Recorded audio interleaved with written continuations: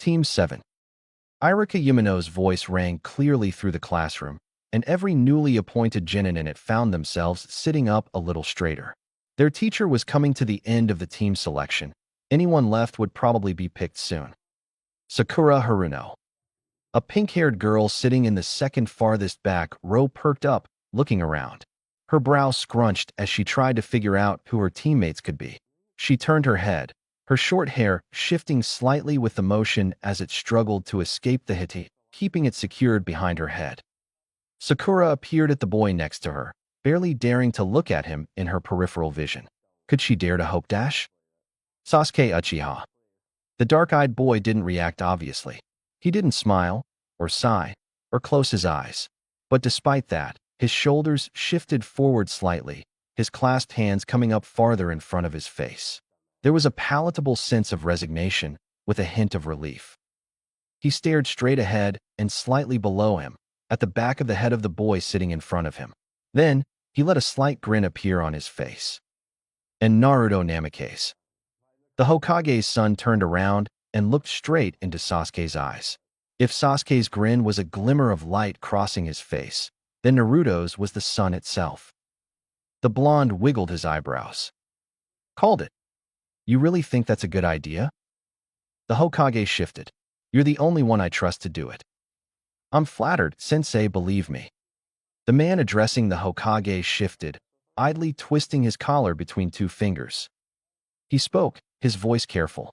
But I don't think I'll be able to give everyone on the team enough attention. Sasuke and Naruto are both going to need watching, and the Haruno girl. Her parents are somewhat accomplished, and her teachers say she really pulled herself together this year. But on a team like that, he shook his head. Someone is going to get the shorter end of the stick. Minato Namikaze smiled, lighting up the room. Don't worry about that. I'm going to be giving Naruto some pointers anyway. A little graduation present. The man raised an eyebrow. You're going to teach him that? The Hokage shrugged. He won't stop bugging me. I figure the first time it knocks him on his ass will teach him a little humility. Team 7 Sensei snorted. I doubt it.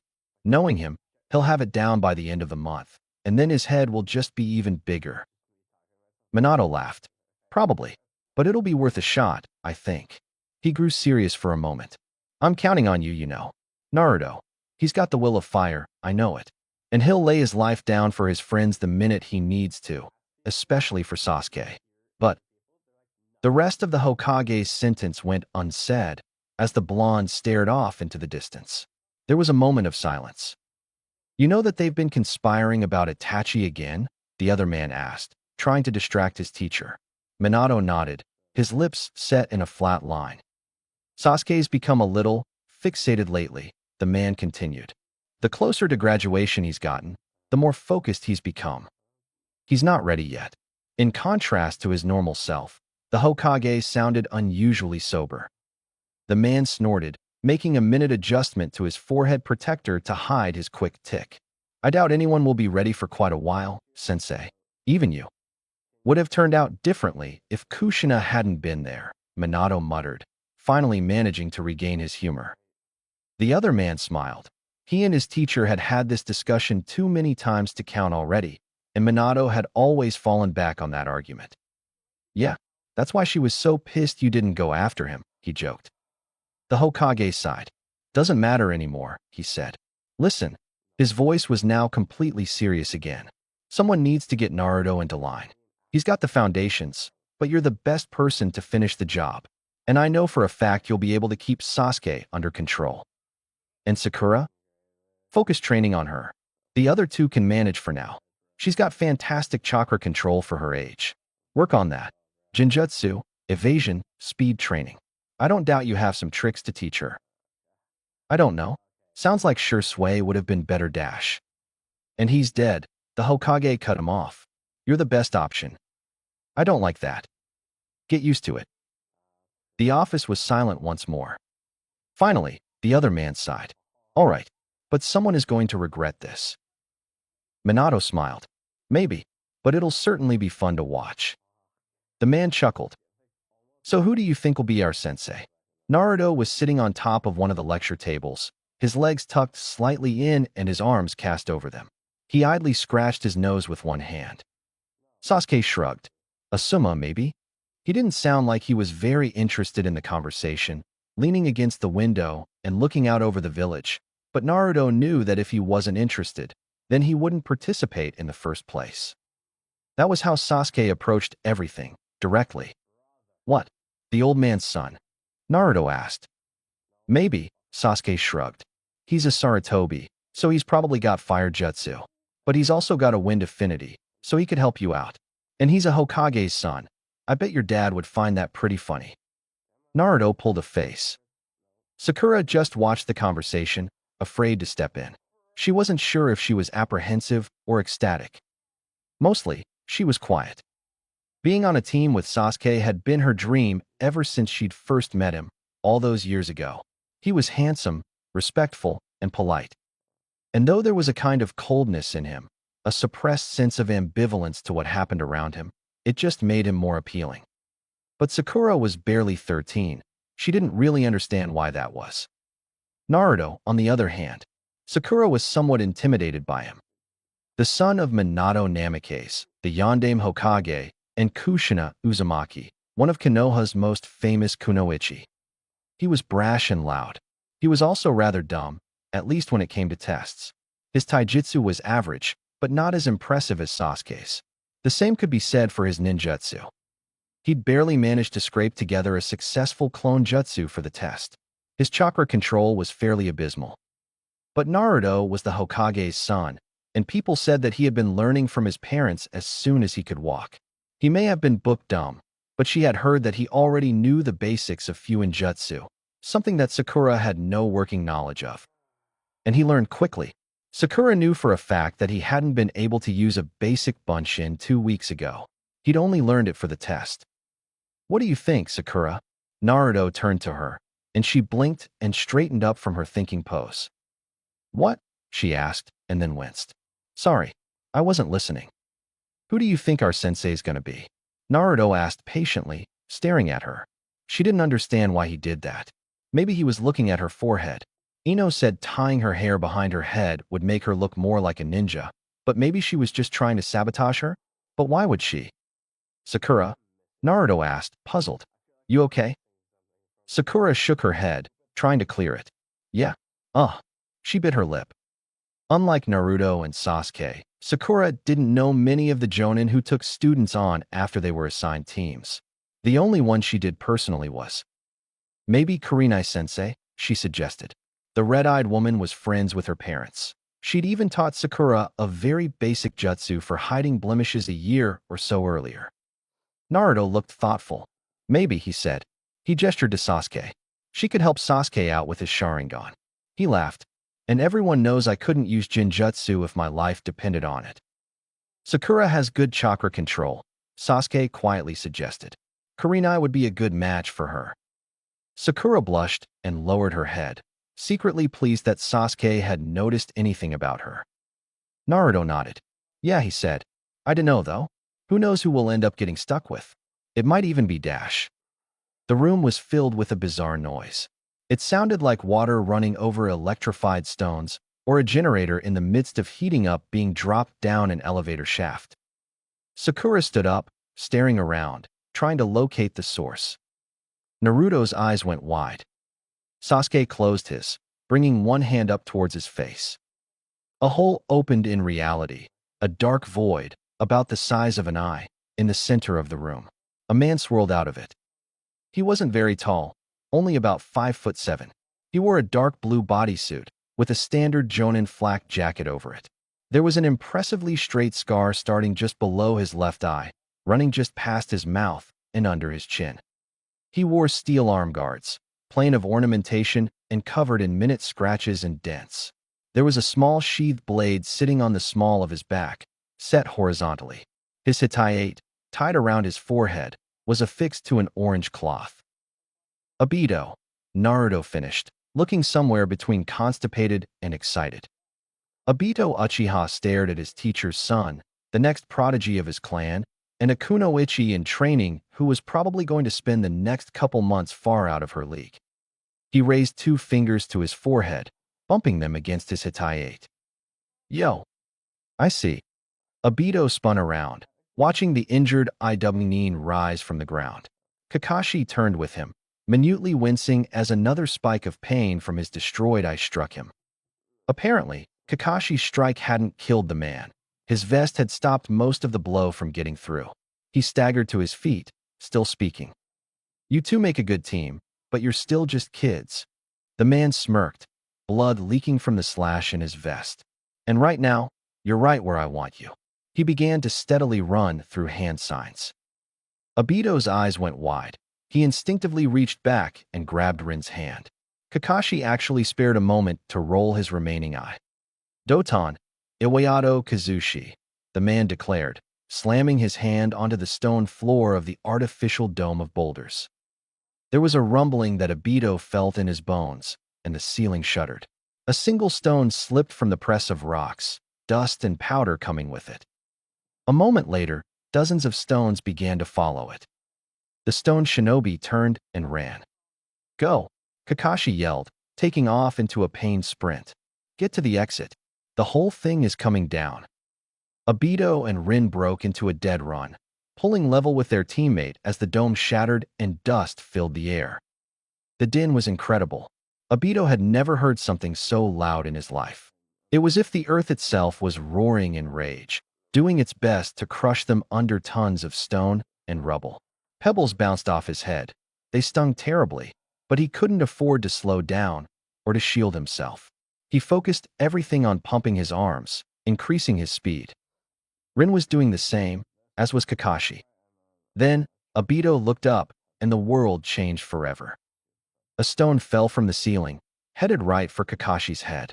If it fell without interruption, it would smash into the silver-haired boy, sending him to the floor in a dazed heap. He would be vulnerable to the rest of the sizable boulders raining down. To Obito, with his Sharingan, the rock seemed to descend in slow motion. He could see every detail of it perfectly, every fissure, crack, the pattern of dust on the underside. His decision about his course of action was far quicker than the stone. He lunged forward, trying to divert the rock from Kakashi's head. He succeeded. It struck his left arm with a sickening crunch, and white fire filled that side of his body. Rin snapped her head towards him, her expression horrified, and Obito spared her a shaky grin. The stone hadn't hit Kakashi in the head, so Obito considered it a victory, even if he was positive he'd just broken his arm. Unfortunately, the pain of his new injury, plus the distraction of Rin's eyes, made Obito trip right over his own feet as a smaller stone struck him in the ankle. He hit the floor hard and bounced, sending another tidal wave of boiling agony racing down his arm. Obito screamed. He couldn't help himself. Kakashi turned, his remaining eye wide.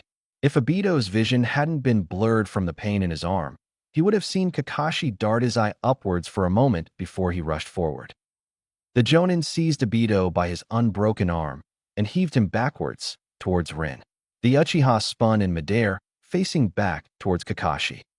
This time, no matter how acutely the Sharingan rendered the scene, there was nothing he could do but scream in horror as he saw the massive boulder that had been about to fall on him slam Kakashi to the ground. The impact was thunderous. The remains of the dome shook, and gravel and dust filled the air, blinding both Obito and Rin. He yelled, unwilling to believe what he had just seen. Rin echoed his cry. Kakashi! He hit the ground, and the pain in his arm exploded. Obito blacked out. He came to suddenly. One moment he was unconscious, the next, fully aware. Obito almost wished he wasn't. His arm felt horrific, like someone had jammed a bundle of kunai inside it, and then tossed him off the Hokage monument for good measure. He hissed, doing his best not to jostle it as he slowly pulled himself up. He cast his eyes around, the Sharingan whirling. Where was Rin? And Kakashi? He spun about frantically, trying to locate his teammate. Even with his new eyes, he could barely see through all the debris. Where had Kakashi fallen? Or Rin? He couldn't find them anywhere. Obito. He heard the muffled gasp to his left and jerked towards it, eyes wide. He staggered forward, gritting his teeth and ignoring the pain in his arm. There was a pile of smaller stones, each only about the size of his hand. The voice had come from it. He reached it and bent down, his functional arms slowly moving forward. It was trembling. Obito grasped one of the stones on top of the pile and slowly pulled it off. Rin's chocolate brown eyes stared up at him, a trail of blood running between them. He yelped and began scrabbling at the stones, pulling more and more of them off his teammate. After a couple seconds, her form became clear, hunched over, and shaking. The stones had formed a sort of cairn around her. Aside from a multitude of bruises and a nasty cut on her scalp, she didn't look seriously hurt. Rin, Obito whispered. She didn't look away from him. Her breath was coming too quickly. She was hyperventilating. Obito, she asked. Her gaze shifted to his side. Your arm. She stumbled forward, falling to her knees. Obito bent down, unsure of what to do. He settled for grabbing her hand. Rin, it's fine. I'm okay. It's not as. He looked over and gulped. His left arm hung limply, a shard of bone sticking out of the elbow. He couldn't feel it at all. He was pretty sure that wasn't good. Obito's mouth was suddenly dry, but he tried to not let it show. It's not as bad as it looks, he finished, doing his best to grin. Rin just stared up at him in disbelief. He heard a stone shift in the distance. The fragile balance the stones had achieved would likely be short-lived. Rin, he said again. Where's Dash? Kakashi, she suddenly said, scrambling to her feet. Where is he? Where? There was a rock Dash. I know, Obito said. I've been looking for him. But Dash. Obito. The croak echoed throughout the collapsed cave. Rin. Obito and Rin both turned towards the voice. Kakashi. Rin gasped. They both limped towards the sound of their teammate. A stone towered over them, blocking their path. They walked around it, Obito desperately trying to suppress the agony in his arm. They found Kakashi on the other side, sprawled out on the floor, facing up towards the ceiling. His abdomen, and everything below it, was pinned beneath the boulder. Blood spread in a steadily widening pool around him. He stared up at Obito with a dark, clear eye. Obito stared back, horrified. Rin fell to her knees at his side, her hands clamping over her mouth. Tears leaked from her eyes. Good. You're okay, the other boy whispered. Obito's legs failed him. He joined Rin on his knees, clutching his broken arm to keep it from moving. Kakashi Dash. Rin hiccuped, unable to finish her sentence. The Hitaki moved his oddly lucid eye to her. He smiled. Don't worry, Rin. There's nothing you can do. I can't even feel a thing down there. He vaguely gestured to his lower body, the movement of his arms halting and feeble. They barely got off the ground. It's totally crushed. At this point, all I can do is wait for the shock to finish me off. Don't talk like that. Obito hissed. We're gonna get you out of here. We're Team Awesome, remember? There's not way a rock like this is gonna dash. He choked, his words catching in his rapidly clenching throat. Kakashi just watched him with one calm eye. Sorry, Obito, but this is the end for me. He closed his eye, but his breathing remained, though it grew more and more unsteady. His teammates just watched, mute. Tears began to leak from Obito's eyes as well. No. He shook his head, his voice steadily growing louder. No. It wasn't supposed to go like this. You're the captain, the Jonin. You're the one who's supposed to go become the big war hero. He lurched to his feet. You can't do this, Kakashi. I'm just the dead last. The worst Uchiha. You can't just leave Dash. Obito shut his eyes tightly. Please, he whispered. Please, don't die. I don't have a choice, Obito. Kakashi said, every word a struggle. Obito made a desperate noise, but Kakashi cut him off. And besides, you've got your Sharingan now. With that you can dash. I was going to use it to help our teamwork. Obito yelled. I can't if you're dead, huh? Kakashi dash. Obito. Rin's quiet voice snapped the Uchiha out of his indignation. Her tears had ceased, and she watched him with dark but firm eyes. He stared at her, and then back at Kakashi. What was he doing?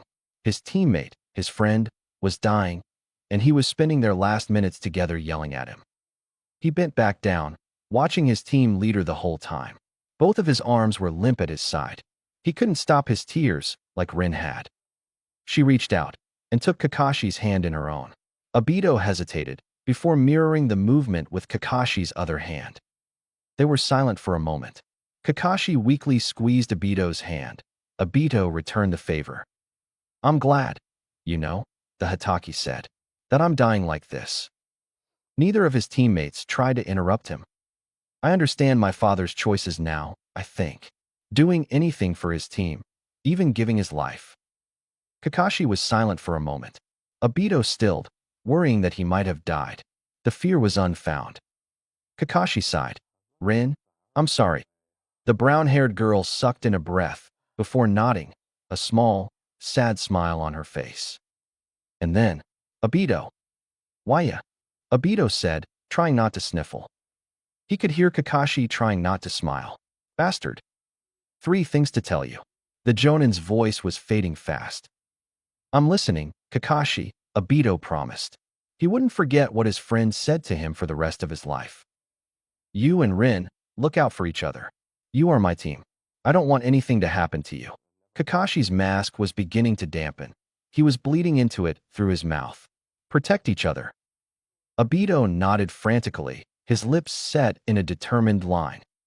Second, you may not have gotten me a gift. Obito stiffened, while Kakashi continued, but I have one for you. Take my sword.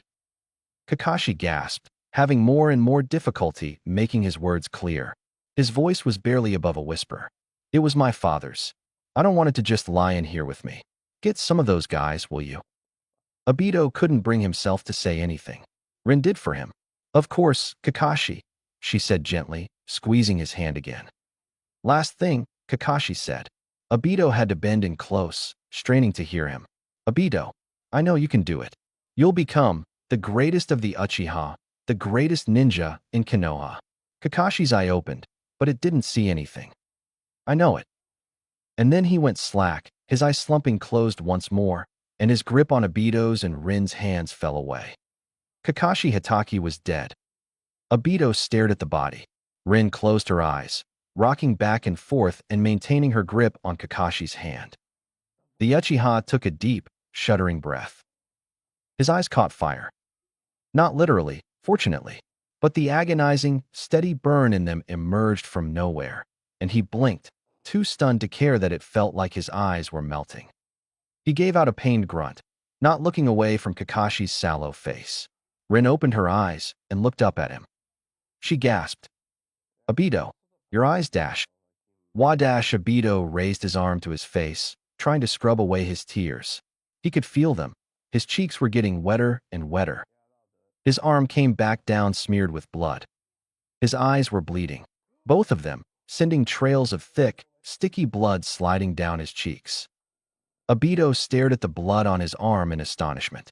He raised his hand, pressing around his face, feeling the blood.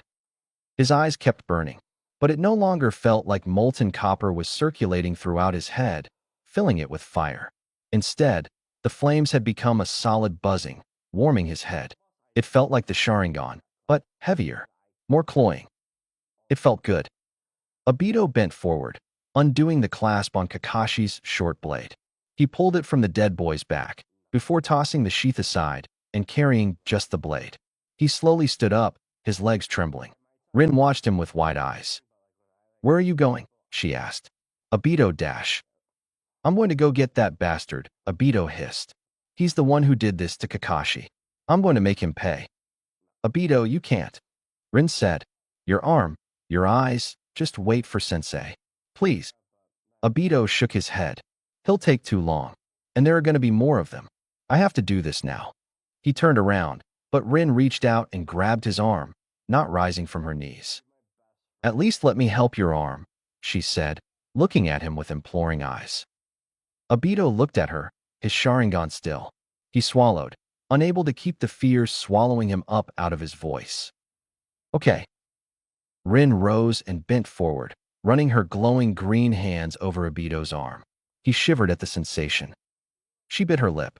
Okay, she said steadily. I've set the bone, but you won't be able to use it. Obito smiled grimly. I won't need it. He turned and strode towards where light peeked through the shattered dome of stone, headed for the outside world. Stay with Kakashi. Protect his body. Obito. He stopped for the last time, not turning around. Please come back. He nodded and left the tomb. So you're still alive, huh?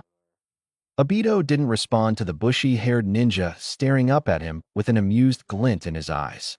He just glared back, his broken arm rigid at his side, his grip on Kakashi's tanto turning his fingers white. He stood on top of the former dome. It had been reduced to so much piled rubble. He'd managed to worm his way to the top of it, only to find his teammates murderers sitting at the base, sipping from a canteen. Obito's arm was still unusable. Hand signs were out of the question. All he had was his new sword and his new eyes. The stone Jonin shook his head. How stubborn. But it doesn't matter. You're still just a kid. He smiled. And crying, too. Tears of blood. How dramatic. Obito shifted a foot back, raising his sword. The Iwa Nin cocked his head, twin steel blades sliding from his forearm wrappings. Come on then, brat. Let's finish this. Obito didn't attack. Not right away. Instead, he continued to glare, his Sharingan, and the Tomo in it, whirling rapidly. Faster. Faster. They began to spiral inward, meeting at the pupil. The rotation began to slow, then reverse. But as the Tomo pulled away, they seemed to pull the pupil with them, into their rotation. A three-point figure formed, a triangle without sides, with dashes of black moving from each point, like the tail of a comet. The pupil became a red dot at the center of the design. The Iwa Jonin, a man named Kako who delighted in simple things like torture, murder, and burying men alive, blinked. His eyes, that's no ordinary Sharingan. Obito spoke quietly. His voice was cold, and it trembled. You kill my friend. He blinked heavily, and the new Sharingan design began to spiral about again. You killed Kakashi. Obito roared. And then he leapt off the stone tomb, sword held high. Kako smirked and raised his blades to meet him. To Obito, the man seemed to be moving in slow motion. He could see his every movement. He could see what he intended to do before he did it. He looked so clumsy, like he was flailing underwater. So this was the power of the Sharingan. No wonder his clan could be so arrogant. Obito watched the man's swords come up. If he simply went on falling, he would be impaled. He couldn't let that happen. If he died here, then so would Rin. And Rin would not die. Obito's arm shot out, and he flung his tanto at the man, sending it end over end. Kako's eyes widened, and he altered the path of his blades, crossing them in front of his chest. The former sword of the white fan crashed into it, and was deflected into the soil. Obito landed on the still crossed blades a moment later, the steel digging into but not cutting through his thick sandals. Chakra kept his balance steady for the 1 second that the Iwa ninja had to look at the child perched on his crossed blades. On any other day, Obito would have considered his expression hilarious. But today, all he felt was dreadfully cold anger. The Uchiha punched the man in the face. Hard. Kako slid back, his face bloodied.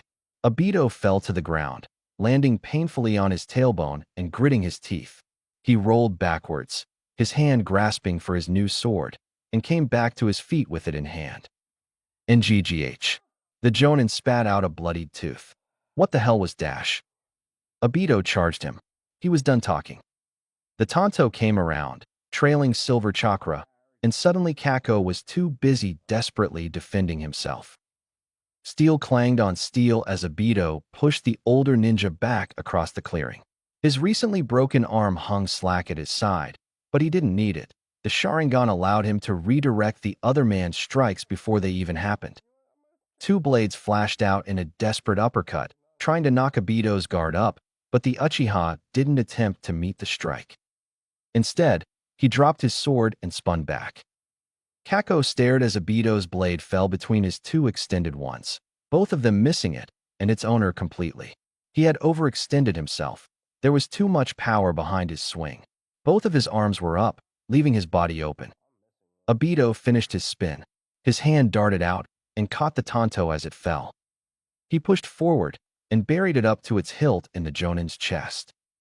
The Iwa stumbled back, dragging the tanto from Obito's hand.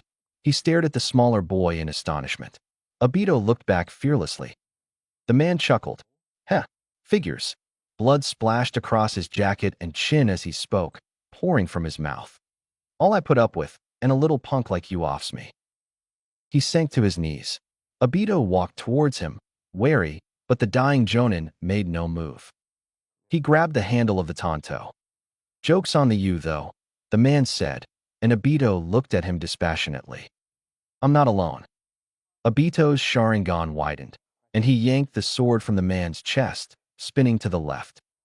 He was too slow. A foot hammered into his broken arm, and he flew back, bouncing along the grass.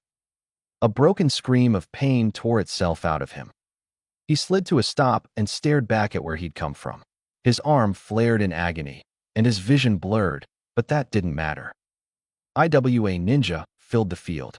There were more than a dozen of them, all tall, heavy-set men. Some were twice Obito's height, and all of them were certainly heavier. They wore standard flak vests, denoting them as Chunin. They had probably been the Jonin's subordinates. And they were all staring at him, with hate-filled eyes. Kako Taishu, one of the younger men, was shaking the Jonin that Obito had stabbed, trying to slow the bleeding from the sizable wound in his chest. He was failing, but the slender man didn't seem to care. He was watching Obito with a spiteful smile. He spoke up, and all of the stone ninja imperceptivity shifted as they listened to him. "Listen up," he rasped. "That brat's killed me, but he's got something we need. Forget the information." He leveled a finger at Obito, who shook as another flash of agony shot up his arm, making his heart jump a beat. "He's got a fully formed Sharingan. Take it, and the village will owe you a debt." He smiled fully, revealing his blood-stained teeth, and then sank back, falling to the ground. Obito knew that the man was dead, or would be in a moment, and that he would probably soon be joining him soon. The IWNE roared together and charged. Obito watched them approach with whirling eyes, his grip tightening once more on his Tonto. He took a deep breath. The first ninja to reach Obito had a snarl on his face and a kunai clenched in each of his fists. He swept them in towards the boy's chest, attempting to gut him. The smaller Uchiha didn't give him a chance. The Tonto swept out, knocking one of the kunai off course, and he spun between the man guard, putting his back to him. The man made to grab him, but the Tonto was already shooting back, burying itself in his gut. The taller ninja grunted in pain, and then fell as Obito ripped the sword upwards, opening a wound across the whole of the man's abdomen. Something slippery fell from the man, who keeled over. Obito didn't spare him a glance. There were still over a dozen ninjas surrounding him.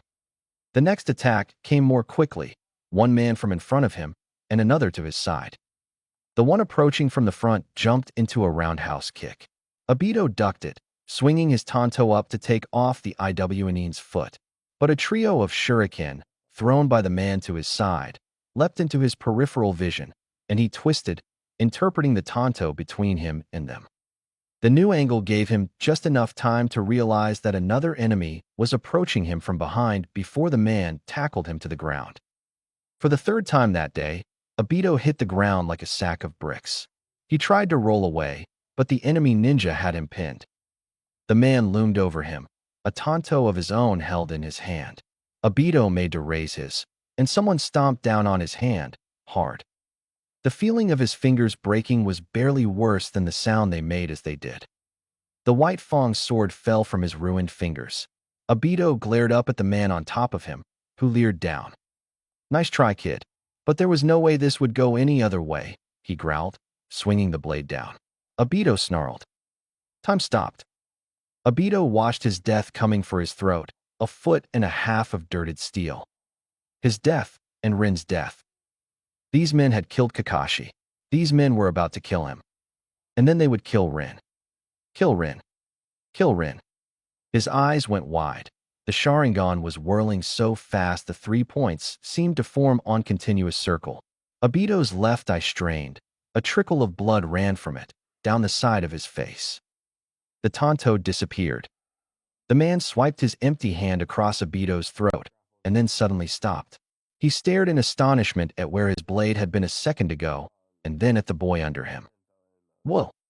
Obito kicked him in the back of the head.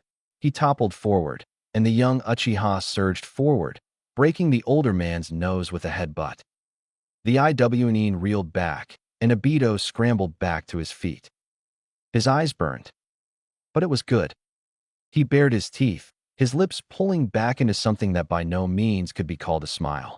The blood on his face began to dry. Even with both of his hands useless, even with his head burning, he felt invincible. "Come on," he yelled to the rest of the stone ninja who were watching him. A couple of them looked confused, the rest just angry. But no matter how they looked, they all obliged him, rushing in. Obito moved. Two men found themselves with concussions before they could blink. The small Uchiha leapt from one to the other's head, flooring them with bone-shattering kicks. A man jumped high into the air, falling like a meteor armed with a sword, and Obito glanced up at him. His eye bled again. The IWN's katana vanished, and he had just enough time to look enraged before Obito nailed him in the chin with a powerful kick, snapping his head up. The man hit the ground limply. Dead or unconscious, Obito didn't care. Enough! Obito heard the yell behind him and spun, sweeping a leg low. He turned just in time to find a kunai inches from his forehead. No! His right eye quivered. A drop of blood leaked from it. The kunai hit him in the forehead and went straight through. A man behind Obito screamed briefly as the knife struck him in the throat. He gurgled as he fell, scrabbling at the weapon's hilt. Obito didn't give himself any time to wonder what had allowed him to escape an impromptu lobotomy, nor did he give any of the other ninja any time to figure out what the hell they had just seen.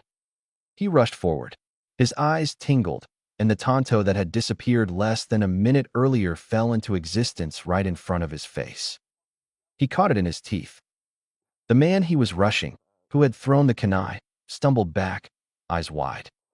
Obito leapt on top of him, bearing him to the ground under his knees, and drove the tanto up to its hilt into the man's jaw and out through the top of his head. Blood splattered across Obito's face, mingling with what had come from his eyes, but he ignored its warmth. The rest of the IWN watched, horrified, as he rose from the body of the man he had just killed. Bending slightly, he took a kunai from the man's pouch. His broken fingers were barely able to lift it, but he ignored their protests. He turned his head to the side and opened a pouch on his shoulder with his teeth. A spool of ninja wire lay within, and he bit down on it and teased it out. "What are you just standing around for?" One of the older-looking men yelled as Obito raised his broken hand to his face, the knife clutched in it. "Kill him." Kunai, sunban, shuriken, and several more esoteric weapons appeared in the hands of the stone shinobi. They all threw them at the same unspoken moment. Obito ignored them. The rain of steel and needles passed through him, not even ruffling his clothes with their passing. Many of the IWN had to dive out of the way of their comrades' weapons. One took a shuriken to the knee, another a kunai through the hand. Obito began tying the ninja wire around his hands with his teeth, securing the kunai there. As the IWN watched in astonishment and fear, he finished. His right hand came back down. The kunai was affixed to it, held in place by the wire wrapped around his fingers. "What the hell are you?" the one whose hand had been impaled by a kunai said. Obito glared at him, and the man's head twisted out of existence. He didn't have time to scream before it vanished, and his body fell to the soil, copiously spurting blood from his empty neck. More liquid trickled from the Uchiha's left eye, but he paid it no mind. Every single man present took several steps back. One turned and ran. "What am I?" Obito asked, casting more glares around. None of them were as lethal as the last one had been. "I am the least of the Uchiha. I'm Obito." He raised his hand, and the kunai with it. "I'm the Yellow Flash's student." There was a hissed exclamation from the same man who had ordered the projectile barrage moments before, and most of the shinobi shared meaningful looks. Two men dropped their weapons, their fingers unable to hold them. Obito took a step forward. All of the other ninja took another step back. "And I am your death." He charged. Rin sat on the ground, watching Kakashi's body. She stroked his head, running her fingers through his hair, and looked out towards the entrance of the dome. She hadn't heard anything since Obito had left, aside from some brief yelling. She had no idea what was happening outside. But it had been more than 10 minutes, and she was starting to think that Obito wouldn't be coming back. She wasn't crying. She had resolved not to. But that didn't stop the occasional quiver of her lips or the palpitation of her heartbeat. She'd lost both of her teammates in the same day to the same man. And now, they were going to fail their mission, and more Konoha shinobi would die because of their own deaths. The sheer unfairness of the situation made her clench her hand. She stopped when she realized what it was doing to Kakashi's hair.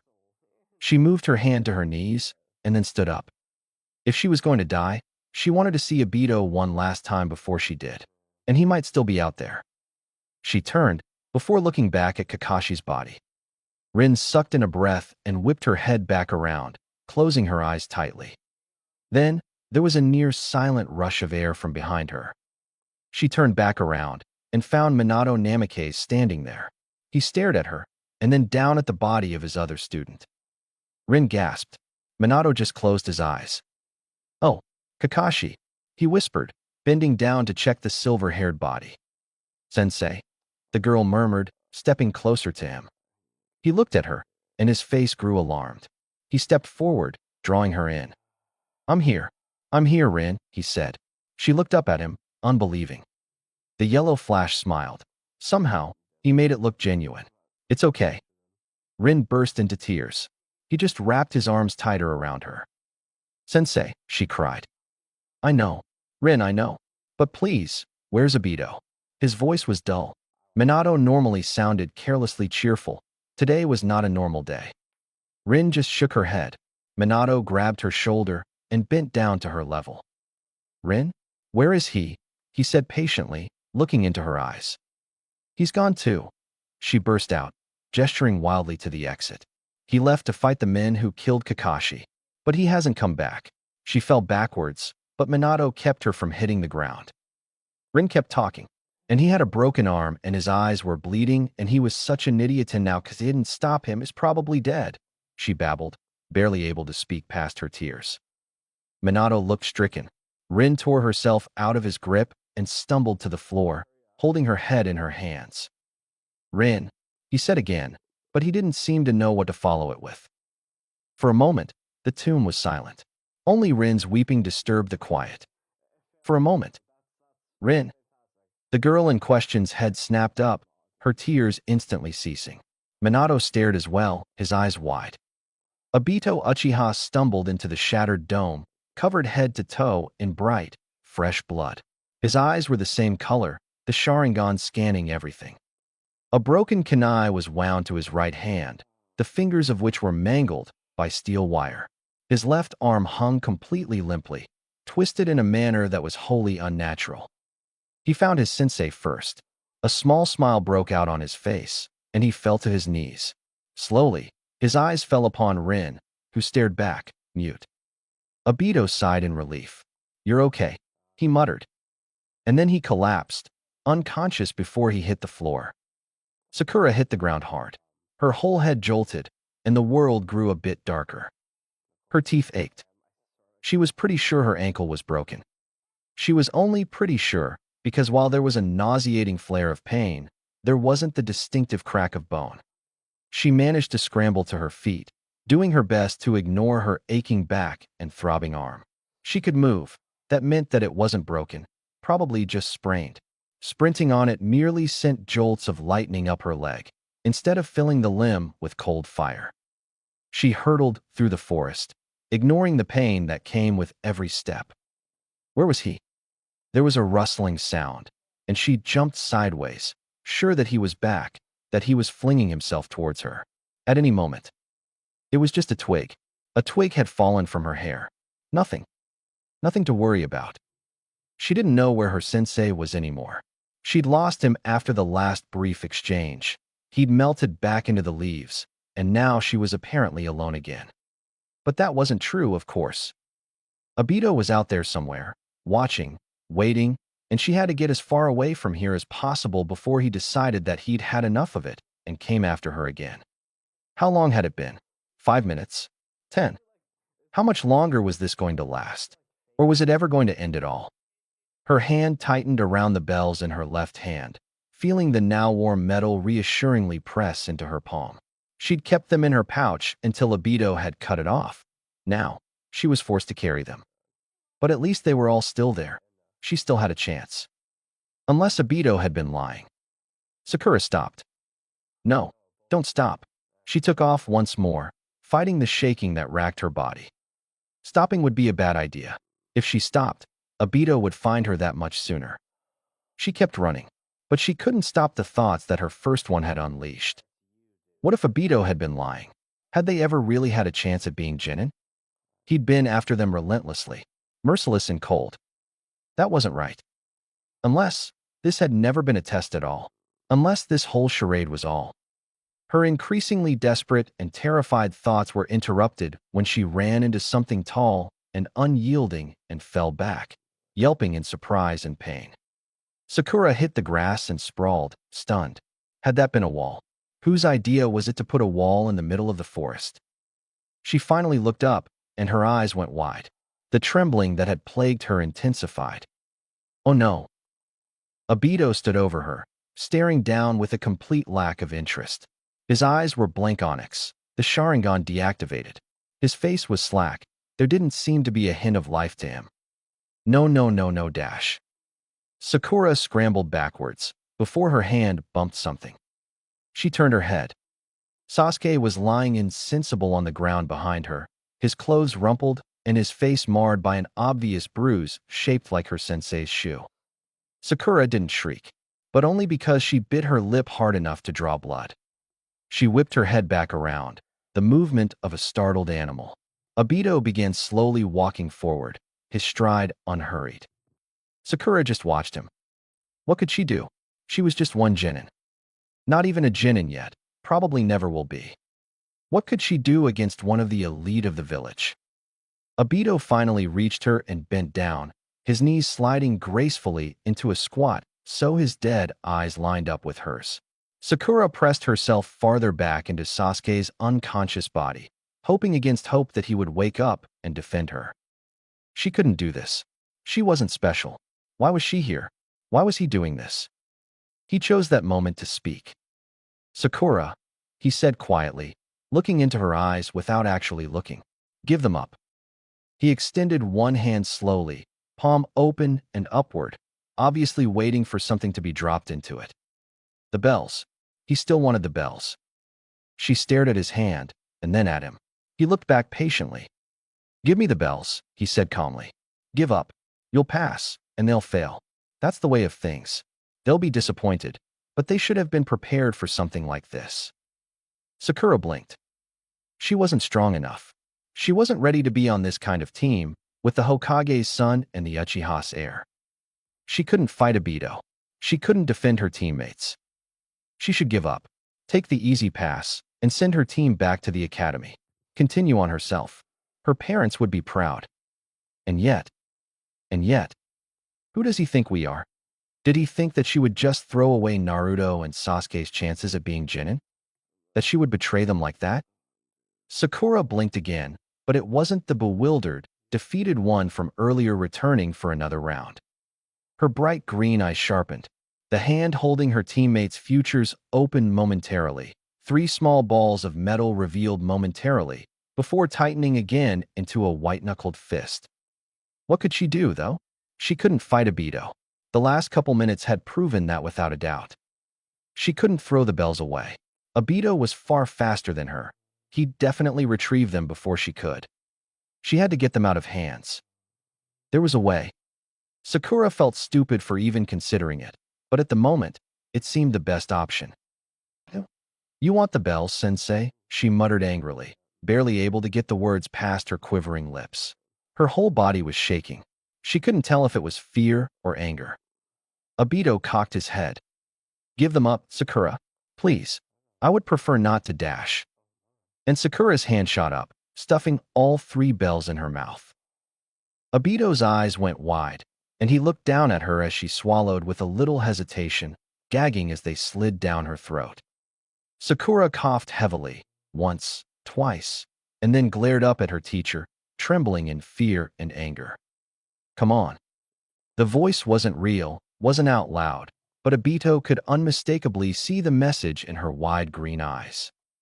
Take them then. There was a moment of silence as Sakura panted and Obito stared. And then the Uchiha laughed. He sat up, unfolding out of his crouch, and scratched the back of his head. Well, he said, suppressing a laugh. That works, I guess. I'll go get Naruto, give him the good news. He turned and walked away, and left Sakura on the ground, staring at his back. She only had one thought in her head. What?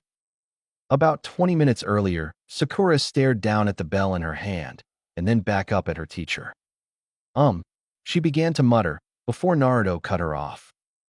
The bell test? He asked, incredulous. He and Sasuke shared a glance. Obito, we know this. What's the point of Dash? He knew about this test? How? His father was the Hokage. Of course he knew something like this. Well, the older man smiled warmly. First off, it's Obito-sensei now. Despite the smile, he managed to inject just enough mirthful threat into his voice to make Naruto's eyes go widen. The blonde boy took a half-step back. Sasuke rolled his eyes, but didn't say anything. Sakura just watched the Hokage's son carefully. She was tired and somewhat cold. It was too early in the morning to be doing this sort of thing. After Obito had appeared in the classroom, they'd all made their way to the roof. Basking in the warmth of the sun and enjoying the slight breeze that swept over the Hokage monument and down onto the academy, Sakura had felt some of her anxiety melt away. Even if her team was unlike any of the others, it was still a team, and she was part of it. That idea gave her a slight thrill. Obito had gone around and asked everyone why they were there. Their likes and dislikes, their hobbies, their ambitions. He'd been humoring her. She could tell. It was painfully obvious. Naruto and Sasuke were already close. They knew each other practically better than they knew themselves. Even their goals were aligned. Naruto had loudly boasted that he was going to steal my dad's hat if it's the last thing I do, at which Obito had given a wry smile, obviously enjoying a private joke. Sasuke had been more subdued, and thinking back to his proclamation still made Sakura feel cold in a way she didn't really understand. I will restore the Uchiha to their former power, he'd said in a quiet voice, his hands crossed in front of his face. Obito had just watched him with careful eyes. But then, the handsome boy's features had sharpened, and his teeth had flashed in the midday sun, and suddenly Sakura didn't find him so handsome anymore. But before I do that, he'd gritted out, I have something else to attend to. Obito had simply given him a look. Sakura knew those kind of looks.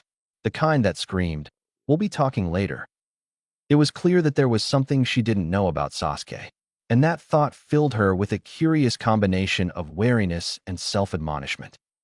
Of course, she didn't know everything about Sasuke, but Sakura had thought she'd somewhat understood him, and that flash of sharp bitterness he'd shown unnerved her because she'd never caught a glance of it before.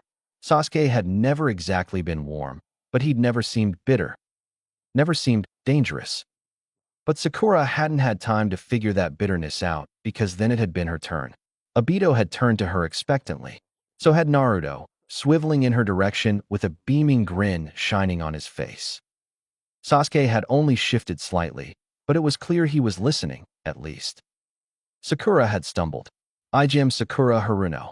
I like umebashi and training, I guess, she'd said uncertainly. She had never especially enjoyed the more physical aspects of shinobi training. Running, sometimes, because she was convinced moving at speeds most people would never be able to dream of would never get old, but katas were often boring. Jinjutsu, though, she was glad that the fourth had instituted Jinjutsu training in her second-to-last year. She and Ino had always been neck and neck in academics, but Ino had always gotten the better of her in physical stuff, though Hinata had consistently beaten the both of them there. But with Jinjutsu training, both the most basic of basics and dispelling, Sakura finally found something that had proved to her she was good at something besides theory. It had made her decide to push herself harder, that maybe she could be something more than average. Her parents had supported her, and she'd graduated with the highest academic scores of any of the kunoichi, barely beating out Ino. But even that didn't give her nearly enough confidence to be on a team like this. She had been so caught up in her thoughts, she'd barely noticed Obito's question. What? She'd blurted, before blushing. Naruto had laughed. Not mean-spiritedly, but it had still made Sakura's blush only grow. Obito had merely smiled. I said, he said gently, why do you want to be a ninja? That had brought Sakura up cold. Why did she want to be a ninja? She'd started out because she'd wanted to be closer to Sasuke. When she had been younger, he'd been fascinating and handsome. The fact that both her parents were Chunin had only contributed. She didn't know what she wouldn't have done. Being a ninja was what her family was.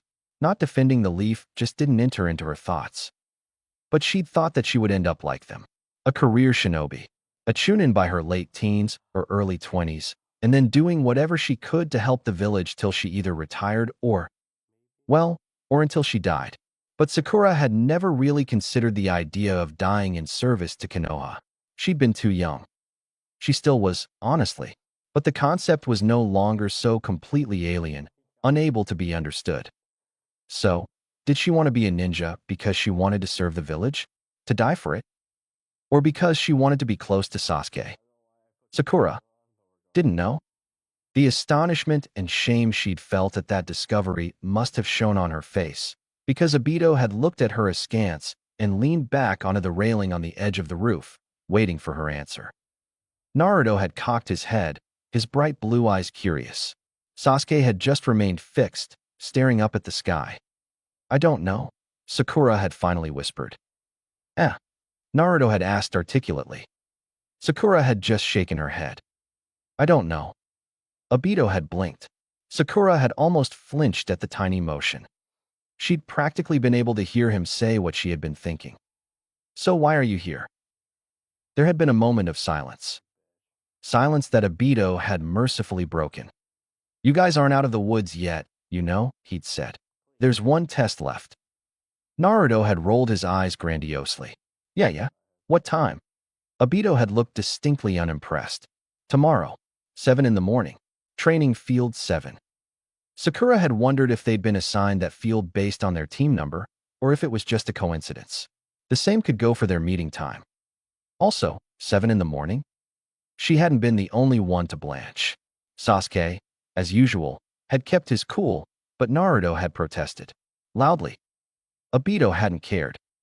And so now, she was here. It was too early in the morning. It was rather chilly despite the sun having risen about 30 minutes earlier.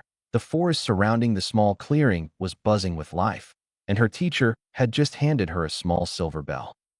She stared down at it. Obito made his way over to Naruto and dropped the bell in his hand as well. Well, you see, Naruto, he was saying, sounding perfectly cheerful. This is a bit different from the bell test your dad's told you about. I decided to switch it up a little. Naruto asked wordlessly. Obito's voice became drier than the average desert, moving somewhere into the realm of a sandstorm. Well, first off, I'm handing the bells to you, he said, plopping another one of the things in Sasuke's outstretched hand. Oh yeah. Naruto rubbed the back of his head. I just figured you were giving up, you know, since we'd snatched them from you so quick and all. Obito loudly snorted. Naruto grinned. Sakura just shrunk in on herself. Apparently, she would have had to steal something from her teacher if he'd gone with the normal bell test. And unlike Naruto, she wasn't confident she could have managed that. Yes, well, your imminent victory aside, I've decided to take a different tack with this one, Obito said, stepping back. Which is, Sasuke finally spoke up. He focused on his older relative, his eyes intense. Obito spoke up, making sure that all of his students could hear him, Sakura especially. Listen, each of you has a bell, he said. Naruto made to interrupt, and Obito glared at him. Naruto didn't interrupt. That bell is your ticket to being a shinobi. What do you mean? Sasuke asked quietly. What did he mean? Did they have to turn the bells in somewhere? No, this was a test. It wouldn't be that simple. Obito smiled. Unlike the last one, this one was rather grim. You have to hold on to that bell for the next 20 minutes. If you lose it, you'll be going right back to the academy, he said. A jolt of ice shot down Sakura's spine. Her fist tightened around her bell. It was suddenly much more important that she not accidentally drop it. Uft, that's it, Naruto gloated. That's simple. Where's the dash? I'll be trying to take them, of course, Obito said, and Naruto shut up, a stricken look on his face. I think I'll give you guys a head start. How about a minute? Obito continued. Team 7 stared. Obito cocked an eyebrow. Get going, he said, and then he vanished. Achin. Sasuke made an indistinct noise to her left, and Sakura turned to him. He was smiling. This should be interesting, he said. All set, Naruto piped in cheerfully. We've got a minute. Plenty of time for a couple traps. We gotta get ready.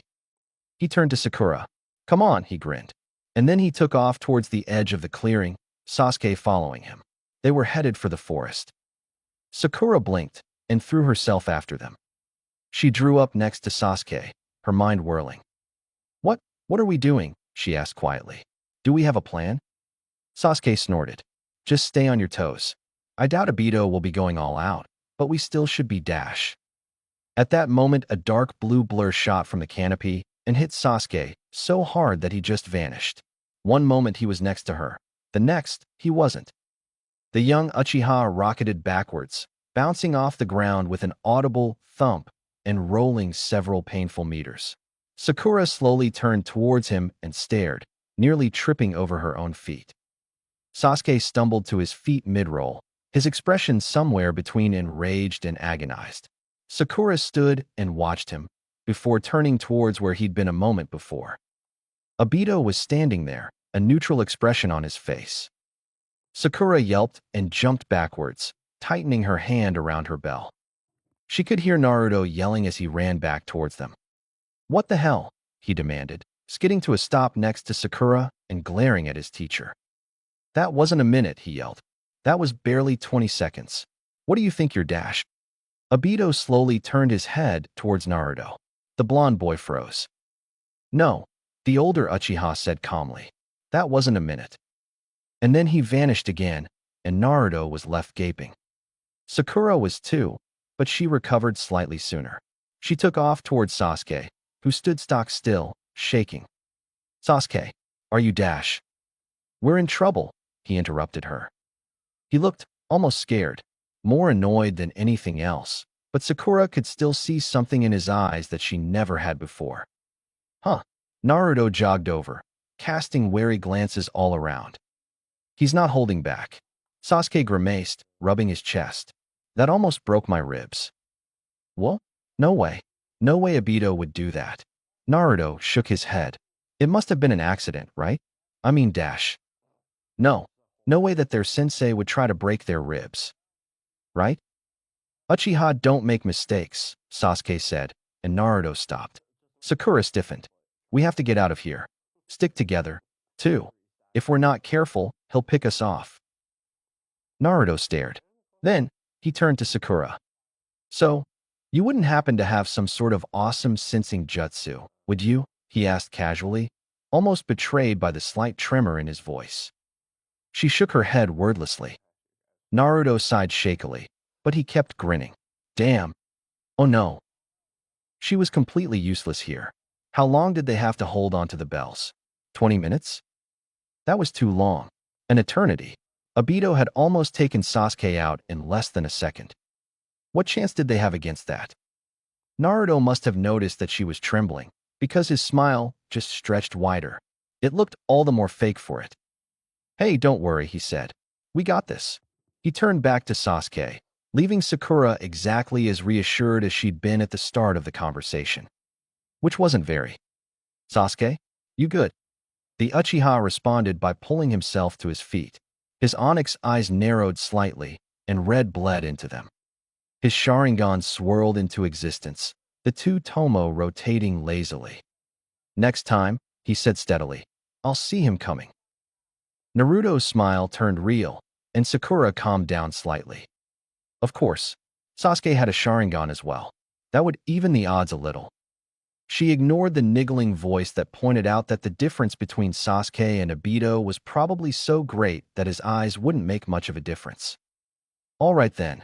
Naruto pounded his hand into his fist and turned around. Obito, he yelled. Sakura stared at him. What the hell was he doing? We're ready for you this time. That trick won't work twice. Naruto shouted. The forest didn't answer. Naruto's grin faded slightly. He looked back at Sakura. We gotta get going. He didn't sound as confident as he had a moment before. So long as we're moving, we got a better chance. They took off once again, staying as close together as possible. Sakura watched the forest carefully, her senses straining. There was nothing out there but the rustling of the wind and the screeches of the birds. "Naruto, are you sure this will work?" Sakura murmured, lying prone on the high branch next to the blonde. They were situated in a tree deeper in the forest, waiting patiently. Or at least, Naruto was waiting patiently, though he occasionally fidgeted. Sakura was almost jittering in anticipation. He grinned back, ignoring her subtle trembling. "Of course I'm sure," he whispered excitedly, before frowning. "Unless he just teleports out of there." Sakura blinked. "He can teleport?" Oh yeah. Naruto had definitely regained his confidence. "It's his Sharingan, you know. Crazy, right? Eyes that let you teleport." He chuckled. "I wonder what Sasuke will end up with, huh?" Sakura shook her head, staring back out into the clearing. She couldn't see the trap Naruto had laid down. The ink had already vanished. She couldn't spot Sasuke either. The Uchiha had vanished into the undergrowth. She felt something brush her back, but when she looked back, there was nothing there. It must have just been the wind. Waiting for someone? The voice came from right above her, and she yelped, flipping over. Obito stood over her, staring down. His left eye was closed, but the right was open, the Sharingan active, and the sickle-sided triangle within the quadruple-bladed circle spun, so slowly, it almost seemed like it wasn't moving at all. Sakura shrieked and kicked up with both feet, aiming for Obito's stomach. He didn't even flinch as his hand came up, effortlessly stopping both of Sakura's legs at the apex of their kick. She spun, trying to work her foot around his hand, and he pushed forward, forcing her to roll backwards or have her leg broken. She tumbled off the branch, flipping in the air. As she fell, she glimpsed Naruto tackling their teacher, carrying them both off of the tree. Sakura hit the ground, continuing her roll backwards and quickly coming to her feet. She stumbled, a little dizzy, but none the worse for her 20-foot fall. She stopped staggering just in time to watch Sasuke come out of nowhere and crash into Obito, knocking him right out from under Naruto. The man was on his feet before he even touched the ground, and then he and Sasuke were instantly caught up in a fierce taijutsu match. Sakura could barely follow it. Sasuke leapt into a handspring, kicking for Obito's face, but the older man deflected the blow and spun around, kicking low at Sasuke's hand. The younger Uchiha popped into the air, clearing the kick easily, and attempted to grab Obito's leg. Which was when Sakura's new sensei flipped into a brutal axe kick with barely a hint of motion, catching Sasuke in the legs and spiking him into the ground. The Uchiha bounced, and Obito kicked out again as he landed, knocking Sasuke away. He tumbled out of the clearing, almost knocking over Sakura, who barely managed to catch him. Naruto scrambled to his feet, his hands coming together in a simple sign. "Gotcha," he shouted. And then the clearing exploded. The blast was overwhelming, blowing leaves off of trees for dozens of feet around. Sakura's hair flew back, and her face grew hot. The sound was almost a physical thing, followed by the pressure wave, which knocked her flat on her butt. Sasuke came with her, and they both ended up prone, staring at the devastated clearing as Naruto made a noise that could only be described as cackling as burning leaves rained down around him. "Huh, huh, didn't see that coming, did ya?" He laughed, shaking with adrenaline. "You just gonna walk that one off, Obito?" "No need." Sakura's eyes went wide as the Uchiha swirled into existence behind Naruto, who froze, slowly turning his head back. Sure dash," he managed to say, before the dark blue man punched him so hard that Sakura didn't even see him hit the ground. 1 second Naruto was standing. The next he was flat on his face, completely still. Obito casually turned around, staring at her and Sasuke. He shook his head and muttered quietly. "Language. I'll have to talk to Kushina about that." Then, he spoke up, raising his voice.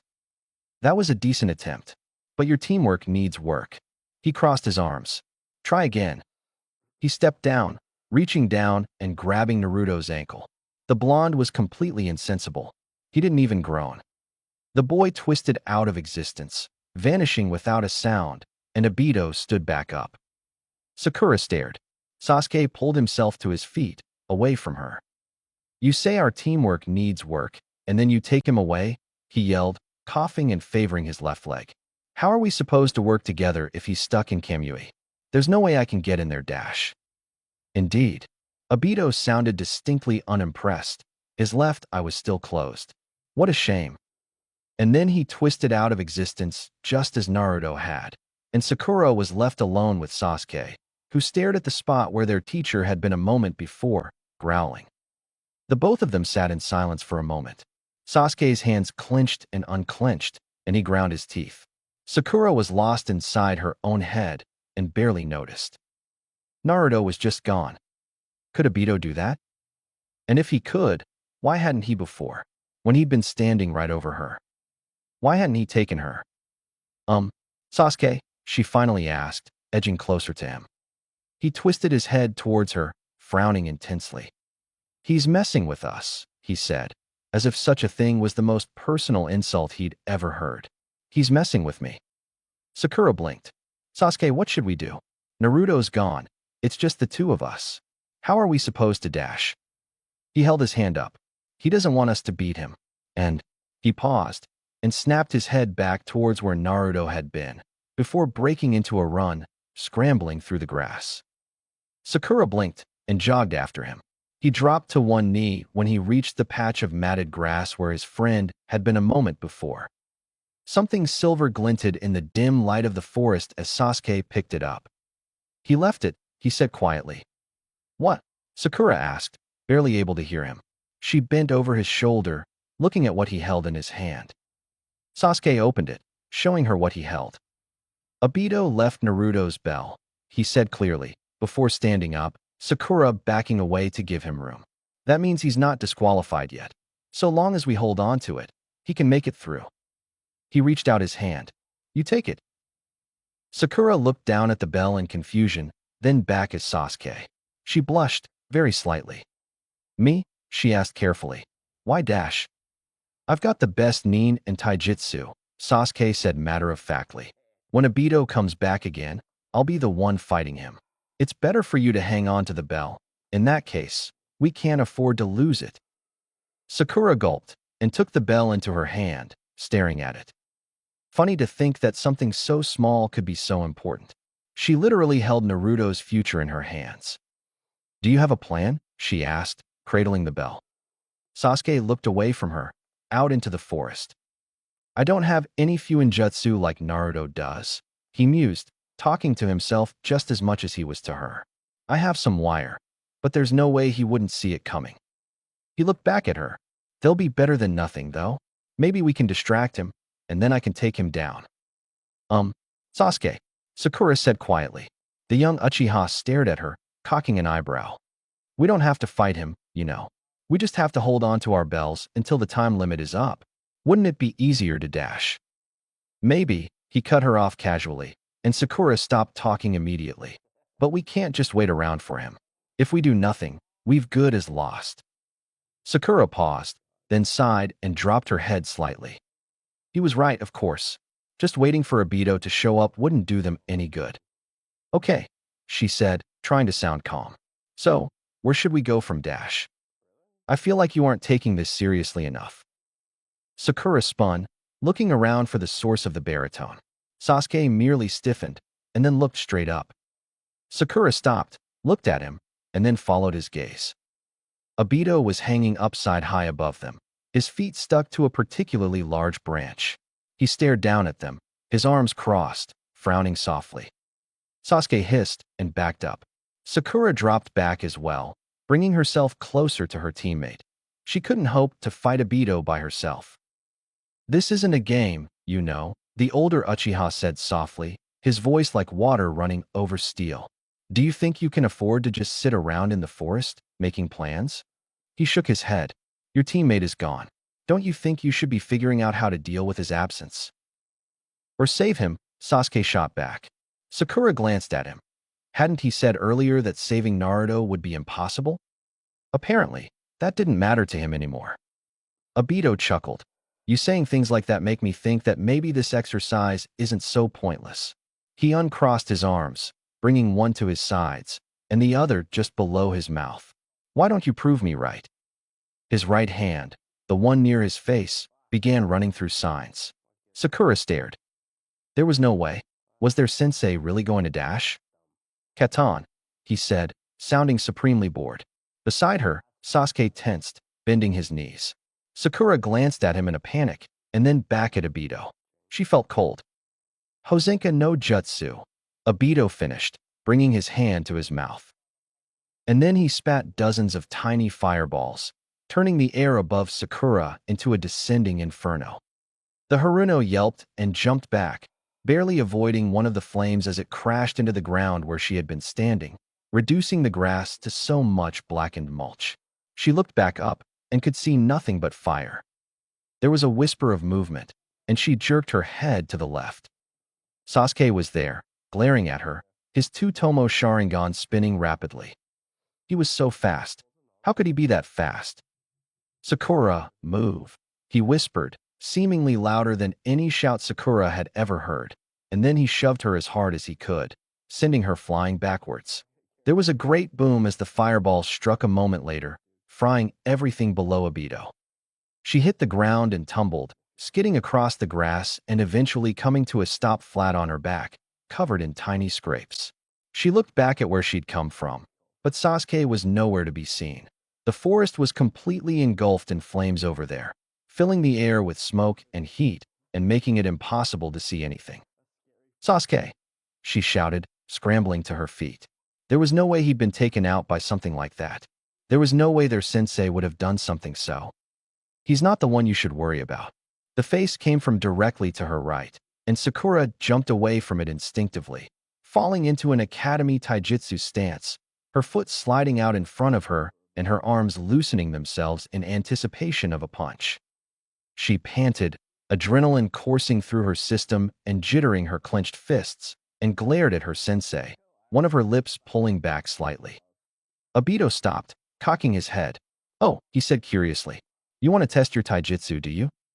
His right eye, its strange Sharingan whirling unbelievably slowly, watched her intently. His left was still closed. She paused, staring back. Slowly, Sakura began to realize exactly what she was doing. Before she could act on that realization and take back one of the stupidest decisions of her life, Obito shrugged, casually dropping into a relaxed pose. His Sharingan melted away, his eyes returning to the recognizable Uchiha Onyx, and he opened his left one, revealing a perfectly ordinary eye there as well. Sakura wondered, under the constant mental chant of, "Idiot, idiot, idiot," why he had closed that eye. Had it been a handicap for them? "I'll make it a bit fairer for you, then," he said, grinning slightly, gesturing offhandedly at his face, and the sudden lack of pinwheel eyes to be found there. "Show me what you got." Sakura gulped audibly, a drop of sweat running down her neck. She glanced around, but Sasuke was still nowhere to be seen. Obito seemed to be the only thing left in the whole forest. She didn't want to look at him, so she looked down instead. Her breathing was unusually loud in her head. She could run. She wouldn't make it very far, but she could run. But that would just lose her bell and Naruto's, which she had slipped into one of her many pockets, along with her own. So what else could she do? You fight, of course. Oh, it was that voice again. The voice that always came to her whenever Ino showed her up or Naruto did something stupid. And even though Ino was her friend and Naruto was the Hokage's son, something in Sakura just begged her, demanded of her, that she pound them into the dirt. The voice that scared Sakura like nothing else, because other people didn't have voices in their head, did they? Didn't have voices that told them to hurt people, at least. But now, maybe the voice was right. The only thing she could do now was fight. Anything else would get her disqualified. Why do you want to be a shinobi? Sakura's hands stopped trembling, and her eyes hardened. She stared back at Obito, who was watching her patiently. That didn't matter right now. She could figure out why she was a ninja after she became one. There was a gust of wind, rustling the grass around Sakura's sandals, and she took it as her cue to move. She charged straight ahead, her hand flashing through hand signs. Obito just watched her, not shifting from his stance. It was a simple set. She wouldn't have left the academy without it. For Sakura, it was effortless. Tiger, boar, ox, dog. The most basic Bunshin technique. Intangible clones, good for nothing but distractions. but maybe distractions would be all she'd need. She jumped, high as she could, pumping chakra into her legs and soaring well over Obito's reach. There was a moment, just a second of surprise clear on his face, where his eyes didn't track her. She brought her hands together and silently finished the technique. 3 Sakuras shifted into existence besides her in midair, 2 to her left and 1 to her right. They all landed besides Obito, though there was only the sound of a single person hitting the grass. The clones weren't physical, after all. As Obito turned to look at them, they all reached into a hip pouch and drew gleaming kunai. Sakura felt her hand brush the bells she carried. They were much warmer than the metal around them. Then, Sakura and her duplicates rushed forward as one. The one on her right went low, diving for Obito's gut. The clone directly to her left went high, leaping into the air and kicking for her sensei's face. The one next to it darted farther to the left, circling the man and sending its illusionary kunai flying right at his kidneys. Sakura herself ran straight ahead, her kunai held in front of her, aiming for her sensei's chest. She didn't want to kill him. She really didn't think she could, anyway. Obito barely moved. He twitched his head slightly back, and the clone that had jumped missed completely, its foot striking nothing but air. Obito's hair wasn't even ruffled, and his eyes narrowed. That one was a fake.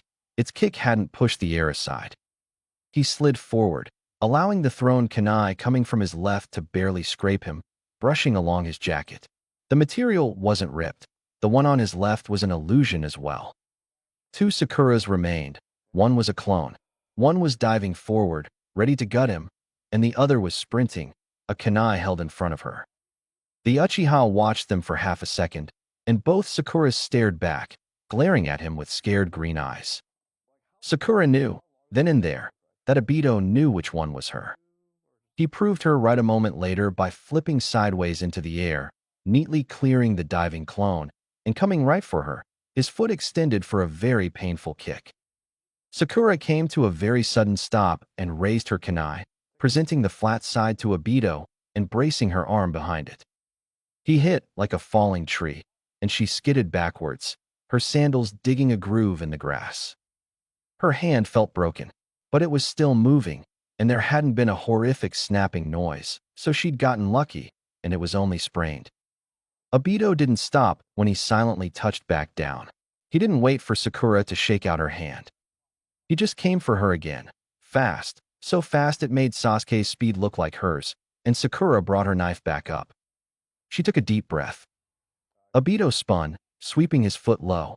Sakura jumped over it, and he halted the motion in an instant, sending out a brutal straight arm and hitting her dead in the chest. She was blown back, her entire body aching, and hit the ground once more, rolling to her feet in less than a second. And then Obito charged again, his face expressionless. Sakura brought her left hand up, the other maintaining an iron grip on the kunai, and focused her chakra, feeling it rush through her arms and eyes. "Kai," she murmured, and then rushed at her sensei, crouching low. If the Jinjutsu worked, then Obito would see her charging at her full height. The kunai pulled back for an unprofessional downward sweep. It was a good thing he deactivated his Sharingan. If he hadn't, she would have already lost, without a doubt. Obito's elbow darted out over her head, knocking an imaginary Sakura into next week. Sakura saw the opening and took it, stabbing up at the joint. Her sensei shook his head at the same moment, snapping his onyx gaze down at her. His eyes went wide. Sakura grinned. "Gotcha." She was completely unprepared for him to leap, bringing his knee up and knocking the knife clean out of her hands, sending it twirling into the forest. There was a moment of silence as Sakura rocked back, shocked by the sheer speed of her sensei, thrown off her guard by the force of his knee. Obito landed, coming to a stop a foot in front of her and standing up straight, staring down at her with narrowed eyes. "Nice one," he said after a pause, grinning slightly. Sakura stared in disbelief. Her teacher frowned, though it would have worked much better if Sasuke, as usual, came out of nowhere at that exact moment, trailing steel wire, his Sharingan whirling, and his face set in an anticipatory grimace. Sakura barely saw any of that. To her, It just seemed like a black blur with two glinting red highlights smashed into her sensei's side, carrying him away from her. Obito rolled to his feet, kicking Sasuke off of him as he did so. The younger Uchiha barely minded, falling into a ready position, his arms stretched at his sides, wires wrapped around his fingers shining in the dim light of the forest. Sasuke, Obito said quietly, you wouldn't have happened to have used Sakura as bait, would you? What? There was no way. Sasuke wouldn't have done something like that. Sasuke just snorted, turning his head very slightly to look at his teammate. Sakura, he said curtly, back up. I don't want you getting caught in this. Sakura obliged without thinking, leaping backwards and gaining distance from both her teammate and her teacher. What exactly have you cooked up, Sasuke? Obito crossed his arms, closing his eyes. What did you use the time your teammate bought you for, huh? The thing that'll win us this test. Sasuke smirked. That's all, Obito said quietly. He shook his head. Then you should have done it, Sasuke, instead of telling me about it. The younger Uchiha's eyes went wide as the older one rushed him with unbelievable speed. Sakura only caught a glimpse of movement before her new teammate was lifted into the air by his throat, his legs kicking futilely. Guess you'll be joining Naruto, then, the man holding him sighed. Sakura watched incredulously as her teammate began to swirl out of existence, just as Naruto had. He hadn't even had a chance to try whatever he had planned. She pulled another kunai from one of her pouches, pulling back for a toss. Maybe it would distract Obito enough for Sasuke to break free and... But then she paused. Beneath Obito's hand, Sasuke was grinning, baring his teeth in a vicious smile. What did he have to be smiling about? And then, just before Sasuke disappeared entirely, he popped in a puff of smoke. Sakura caught a flash of something small and colorful attached to a log in his place, before it disappeared. Obito snapped his head towards the forest. Substitution is useless against the Sharingan, Sasuke. You know this. Sasuke stepped out from behind a tree just to Sakura's right, his arm held up, his hand holding something barely visible in the shadow of the canopy.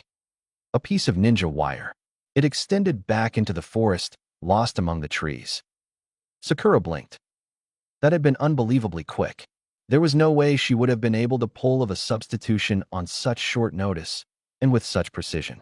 And with Obito sucking Sasuke into whatever his eye created, fighting the draw on his chakra, Sasuke was even more skilled than she'd thought. Pretty useless, yeah, Sasuke admitted. Unless, I want you to use Kimui.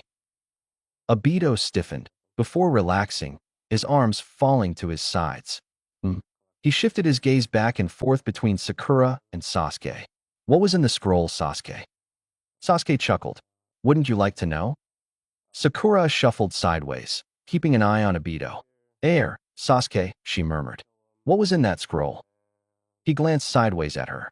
Just give me a sec, he said with a small smile. Sakura felt something flutter at the look. You'll see. Obito stepped forward.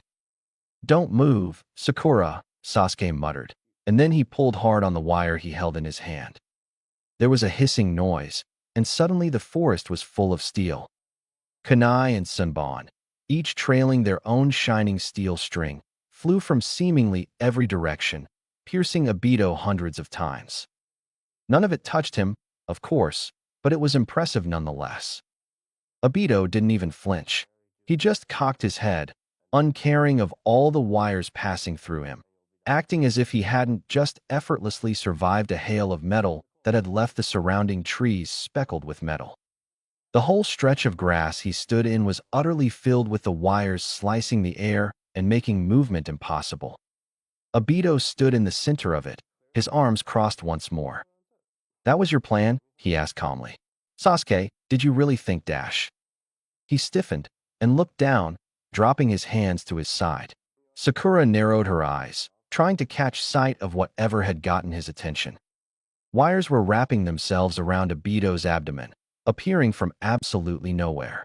A tag or two joined them, adorned with simple kanji. Sakura stared in confusion and Obito in annoyance. He grunted. Clever. Then, he was yanked back by an invisible force, falling to the ground. Sasuke rushed forward, dancing his way through the wires effortlessly, and seized the one wrapped around Obito's stomach, while Sakura watched, apprehensive and confused. Obito, watching her carefully, just sighed. The tags on his stomach began to hiss. Enough. And then he swirled out of existence, disappearing entirely, and Sasuke was left clutching at air. The Uchiha made an annoyed noise and straightened up, careful not to cut himself on any of the wires around him. Damn, he grunted, sounding eerily like Obito himself, before turning back to Sakura. Thanks for distracting him, Sakura. I almost had him. He began to gingerly remove himself from the field of wires. Sakura spoke up, trying not to sound too confused. What did you do? Where did those wires come from? Sasuke didn't look at her while he answered, focused on clearing his own wire trap. Obito's intangibility technique places him in another place, somewhere only he can access. When he took Naruto, he put him there as well. With one last leap, he alighted in front of Sakura, clear of the wires. Basically, I sent Naruto a scroll full of wires and explosive tags when I substituted away from Obito. I was hoping that idiot would be able to keep him busy while I forced a surrender. He shrugged. Didn't work, I guess. Sakura twisted her hands. So what do we do now? Sakura looked past her, his Sharingan still spinning idly. He reached into his pocket, pulling out his bell. Now? I guess we just dash. The Uchiha vanished. Sakura stumbled backwards, startled, and fell on her butt. Sasuke's bell hit the grass without a sound. Sakura whipped her head around, searching desperately. It was no use. Sasuke was just gone. Slowly she pulled herself to her feet, inching forwards and bending down to pick up Sasuke's bell. It gleamed in her hand, warm against her palm. She stared at it for a moment, entranced, before jerking her head up. Sasuke, she yelled, looking around once more, hoping that for some reason, maybe this time he would appear. He didn't. She paused. Naruto.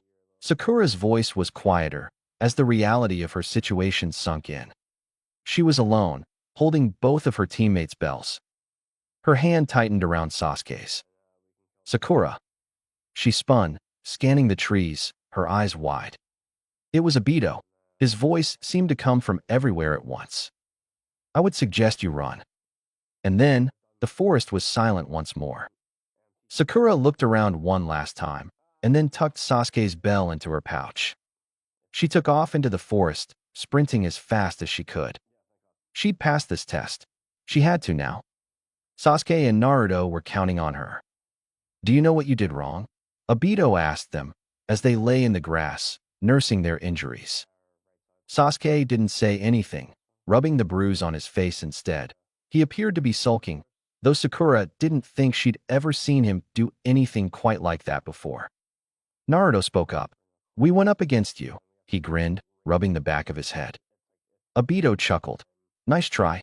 He shook his head, turning to Sakura, who was twisting her ankle, testing its range of motion. Sakura, he said calmly. She jerked her head up towards him. What do you think? Sakura stared at her teacher. She said, racking her brain. What had they done wrong? They'd done the best they could. Obito was just too fast and too strong for them. We didn't, she said slowly. Obito watched her carefully. Sakura gave up under the piercing onyx gaze. I don't know. She lowered her head into her legs. I never know. Obito intoned. Well. He sat down on the grass, crossing his legs under him. You didn't watch out for each other. What? Naruto shot to his feet, pointing an accusing finger at his teacher. That's a load of crap, and you know it. Sasuke and I dash. Yes. Obito cut him off effortlessly. Sasuke and you. He glanced meaningfully at the other Uchiha. And what did Sakura do? Sakura frowned, leaning forward. I fought you, she said somewhat indignantly. I gave Sasuke time to set up his trap. And they wouldn't have passed unless I'd dash. Sakura gulped unconsciously, touching a hand to her stomach. Her throat still felt raw. Obito nodded. And that was very brave of you. Sakura blushed, falling back and losing her voice, while he continued. But you two didn't plan that. Sasuke just took advantage of your courage. An admirable trait in a shinobi. Obito pulled himself to his feet. But not in a teammate, he declared, his voice heavy. He looked down at all of them. Sasuke just stared up, his expression unreadable. Naruto's eyes were narrowed, his lips pursed. It was the kind of face he made when he knew he was wrong, but didn't want to admit it. Sakura was still looking at the grass, her head locked between her legs. Obito sighed. If it weren't for Sakura, neither of you would have passed, even if her method was unorthodox, he said, vaguely gesturing at Sasuke and Naruto. The blonde glanced at Sakura, a questioning look on his face. Obito continued, as it is, I'm hesitant to do it in the first place. However, he held up a hand, cutting of Naruto's inevitable cry of indignation before it could be born. I know there's a lot of potential with you guys, and I hope that you'll grow into that. The Uchiha smiled. So, congratulations. Today, you are all officially shinobi of the leaf. Naruto cheered, Sasuke grinned, and Sakura looked up at her teacher with thankful but uncertain eyes. Obito grinned at her and tapped 2 fingers to his forehead. So, for now, Team 7 dismissed. Then, he flickered out of existence, and Sakura was left alone with her new team. Naruto turned to her, his teeth shining. Sakura, he said, how did you keep the bells away from Obito, huh? He pounded his fists together enthusiastically. He kicked the crap out of the both of us. How'd you stop him? Sakura blushed and told him. And Naruto laughed. I'm home. Naruto, as he did with every entrance, burst through the door, stomping wet grass into the entryway carpet. Already, a woman called from deeper within the house. Naruto strode forward, rubbing a stray bit of soot off his shoulder. All the waste he deposited on the ground vanished an instant after it hit the carpet, along with whatever associated stains it left behind. His mother had gotten tired of cleaning up after him when he'd been younger, and shanghaied his father into helping her with what he had called Project Keep the Floor Clean with Space or Time. Naruto had thought the name was dumb when he was younger, and that hadn't changed. But he would always admit with a smile on his face that not having to worry about leaving a mess was probably the best thing his parents had done for him. He didn't have much of a perspective about it, but that was unavoidable. The blonde strode into the main living room, almost tripping over the low table that just barely jutted out from behind the doorframe for what must have been the 1000th time. His mom had never been able to convince his dad to move it. Everything in the room, he insisted, was right where it should be, and moving that table would mess it all up. His mother was sitting on a short couch in the middle of the room, a huge scroll stretched out on a table in front of her, covered in esoteric swirls and unrecognizable kanji. She was glaring at the thing, her light gray eyes furrowed and her lower lip pouting. But as soon as he half-hopped over the stupid foot-high table, she shot her gaze up to him, a wide smile spreading on her face. There was an ink brush in her hair, still wet, streaking parts of the vibrant red with a dull black, but she didn't seem to notice. That was quick, Kushina Uzumaki said, beaming at her son, who beamed back with an identical grin, uncaring of the multitude of scuffs, small burns, and bruises covering his body. She narrowed her eyes. Obito didn't go easy on you, did he? She accused, trying to sound serious and failing. Somehow, Naruto's grin intensified. Nope, he chirped. He kicked the shit out of me. His mother rolled her eyes. Language. Hey, that's what happened, though. Naruto protested, plopping down on the couch next to her. What am I supposed to call it? He beat you to a pulp? Kushina suggested cheerfully. Curb stomped you? Gave you a panda makeover? Made you squeal like a dash, she paused. Wait, scratch that last one. She shrugged, her hair bouncing with the motion, the brush streaking more of it. Doesn't matter. Did you pass? Course I passed, Naruto said indignantly. Who do you think I am? He didn't wait for an answer. I'm Naruto Namikaze. Kushina reached out and flicked him in the forehead. Naruto leaned back, but he was never fast enough. Course you are, she said. How'd you do it? Naruto explained, with several grand hand motions, some shouting, and the occasional pantomime, how the battle against Obito had gone. Kushina watched the whole thing with a smile that had shifted from sunny to gentle. And then he dumped me on the ground and told us that we'd passed, he concluded. Kushina looked unimpressed. You tried to blow him up? She asked archly. I knew he'd dodge it. Naruto said indignantly. He's Obito. His mom just sighed. Fair enough, I guess. She perked up. So, that new seal worked? Perfectly, Naruto said. You got anything you don't need? Wait, it's fine. I think. He rummaged around in one of his many pockets, while Kushina leaned over curiously. Uh-huh. He triumphantly withdrew an empty cup of ramen. You were keeping that in your jacket? Kushina asked, grinning and exposing some of her elongated canines. Naruto just grinned back, his more ordinary-looking teeth shining. It's coming in handy now, right? He said, before jumping up off the couch. I'm gonna do it in here, okay? Kushina just nodded, looking eager. Awesome. Naruto looked away from her, refocusing on the empty cup. He stared at it, took a deep breath, and then squeezed. Ink spiraled out over the cup, forming over the paper and plastic, and Naruto tossed it straight up. It exploded before it got 3 feet, blowing Naruto's hair back and depositing more soot on his shoulders. The sound echoed throughout the room as Naruto sat back down, smiling at his mom. Her eyes were fairly sparkling. That is so cool, she murmured. And for a moment, both Naruto and Kushina were united by something even deeper than the bond between mother and son, a love of things that went boom. So, Naruto said, what are you working on? Kushina shook her head. Oh, this? She said, gesturing to the scroll laying out in front of her. It's nothing. Just some work for the barrier squad. The weird hat guys? Naruto asked. Kushina suppressed a giggle and nodded. What do they want? Uffed. Kushina waved her hand. Just the impossible. Your dad wants to upgrade the barrier so that we'll know if people are coming into the village intending to hurt it. That's awesome, Naruto said, before frowning. What's so tough about it, though? You could just dial it to killing intent, or dash. Yeah, but then anyone coming into the village in a bad mood would get swarmed by the ANBU, Kushina said patiently. Intent is too broad. And see this here.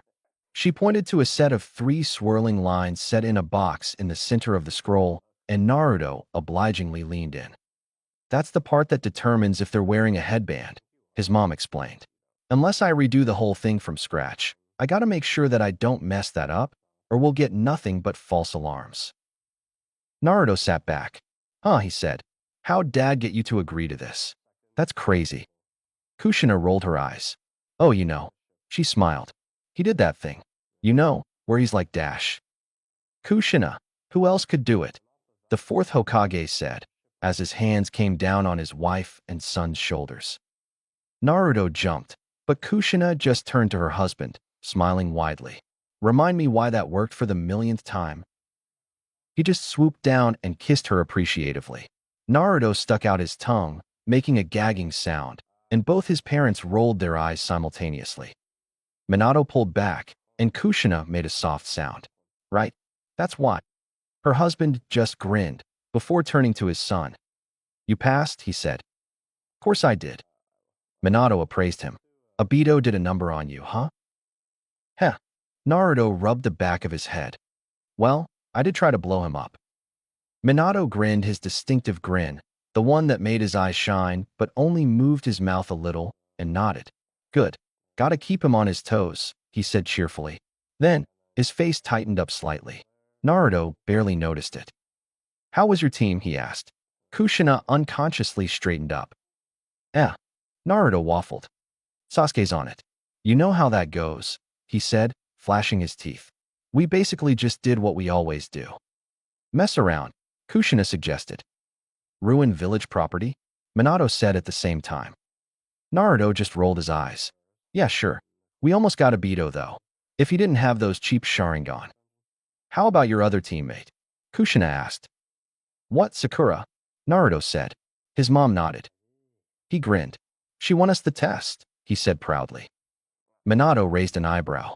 Really? Yeah. Obito took me and Sasuke out and left our bells to her. And then she kept him from getting them. For like 5 minutes. Naruto nodded firmly. I didn't see it, but it must have been awesome. Wow, Kushina said. She sounds impressive. Not really, Naruto said. She doesn't have any jutsu or anything. I mean, his eyes lit up, and he turned to his dad. Hey, didn't you say you were going to show me something when I passed? Minato and Kushina traded glances and a single sentence. We'll talk more about this later. Then Minato grinned and held up a finger. One SEC, he said, and then he vanished. Kushina snorted. So lazy. She turned and looked behind the couch. It's only like a couple rooms away, you know, she shouted at the house. Ah, Minato shouted back, and then popped into existence beside Naruto again, on his other side. But getting there would take me at least a minute. Kushina just snorted again, at a loss for words. Naruto turned to his dad, just in time to almost fumble what he'd thrown at him. What? He looked down at what he'd caught. It was a water balloon. Hey, it's my job to throw these things. He looked up, pretending to be angry. Stop cutting in on my business. Minato just sighed. It's for you, he said exasperatedly. Huh. Naruto looked down at the balloon. What am I supposed to do with this? It's for the jutsu I'm going to teach you, Minato said. Naruto looked at his father suspiciously. It's not a water jutsu, right? 'Cause I suck at those. Minato just chuckled. Trust me, he said. This is no water jutsu. Then he reached out and grabbed Naruto's shoulder, looking at Kushina over it. We'll be back around 6, he said. Kushina waved, and then both her husband and her son vanished. Her smile not fading, she bent back over the table and began glaring at the seal again. You did what? Mabuki Haruno said, blinking. I swallowed the bells, Sakura said, staring down at her feet. Her mother burst out laughing, and she looked up, confused. Your father will love that, the woman said, grinning wildly. She looked over her daughter for a moment. Don't look so ashamed. You did great. Really? Sakura asked. Of course, Mabuki affirmed. You survived Mangekyo no Obito's challenge. And you did it almost by yourself. She clapped her hand down on Sakura's shoulder. How many others can say that? It doesn't matter if you did it with something weird. You must have impressed him, or he wouldn't have passed you in the first place. She took her hand back, her grin intensifying. And now, you're on a team with the Hokage's son and an Uchiha prodigy. So keep your head up. Sakura felt herself blush. I barely did anything. They're the ones who kept him busy. There you go again, her mother scolded. Downplaying yourself. They'd both be out of luck if it weren't for you. She brought her hand up to her chin, pondering for a moment. You should totally hold that over them. What? Sakura said, aghast. No. Why not? Her mother shot back. They totally owe you a debt now. Her eyes sparkled. Maybe you could worm a date out of that Uchiha? Sakura's eyes went wide, and she turned around without a word, stomping up the stairs and towards her room. Oh, come on, her mom called after her. What's the holdup? I could use some Sharingan grandkids. And that clan needs all the help it can get. You know I don't like when you say things like that. Sakura called back, embarrassment turning her words angry. She practically heard her mother's shrug. Yeah, doesn't make it any less fun. Sakura just let out a frustrated moan, moderating her stomping and heading for her room. She passed the bathroom door on the way. Her mother's voice stopped her one last time. Hey, make sure you get those bells out now, she laughed. I doubt that sensei of yours will want them back otherwise, and dinner is soon. Don't want you throwing that up too. Sakura froze, slowly turning her head towards the bathroom as her mother's cackles retreated. The sink gleamed at her, and she sighed, altering her stalking. The bathroom door swung closed behind her. She sounds impressive. Sasuke's gaze didn't change much, though he did shift his legs under him. His eyes just sharpened a little. Really? Of course. She faced down Obito by herself. That alone says she's got something most of your classmates don't. Sasuke considered the notion. It was true that Sakura was definitely on a higher level than most of the other academy students. She'd been the top-scoring kunoichi, barely beating out the Yamanaka heir. But he'd never thought she'd been more than that. She had lacked something that he and Naruto didn't have. Pedigree, maybe? Both her parents were just ordinary chunin. She had no bloodline. But it couldn't be that simple. The Yondaime hadn't had parents at all, shinobi or otherwise, and hadn't a bloodline to his name either. And he was the Yondaime. Sasuke resolved to figure it out later. He'd have to spend some more time with Sakura before he could be sure. Sasuke. He shook his head, glancing up from the table. Mikoto Uchiha watched him, a small smile on her face. It made the burn scars covering the left side of it crinkle. You drifted off for a second there, she said playfully, thinking about her. Mm. Her smile didn't change. All right, if you want to be like that. She stood up from the mat, stretching her back out, and Sasuke followed her. Do you need anything? I know you already got dinner dash. He smiled at her, his lips barely twitching. I'm fine, he said. I'll get myself something if I get hungry. His mother pressed her lips together. All right, just stay away from the tomatoes, all right? Kushina is coming over for those later. Sasuke blinked. What for? His mother grinned and made a shushing motion.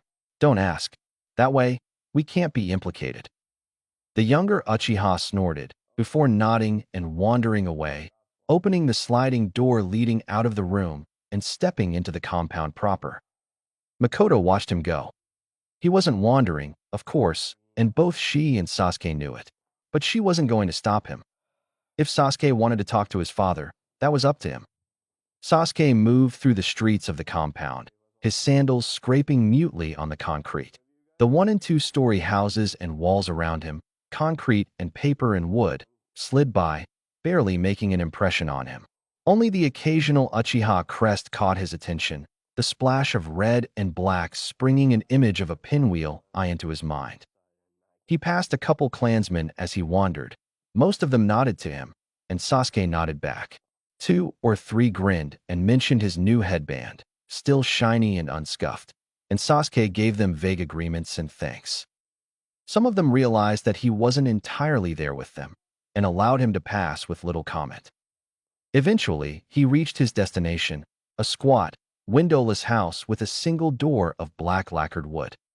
He pushed it open without ceremony, the greased hinges swinging open without a hint of protest.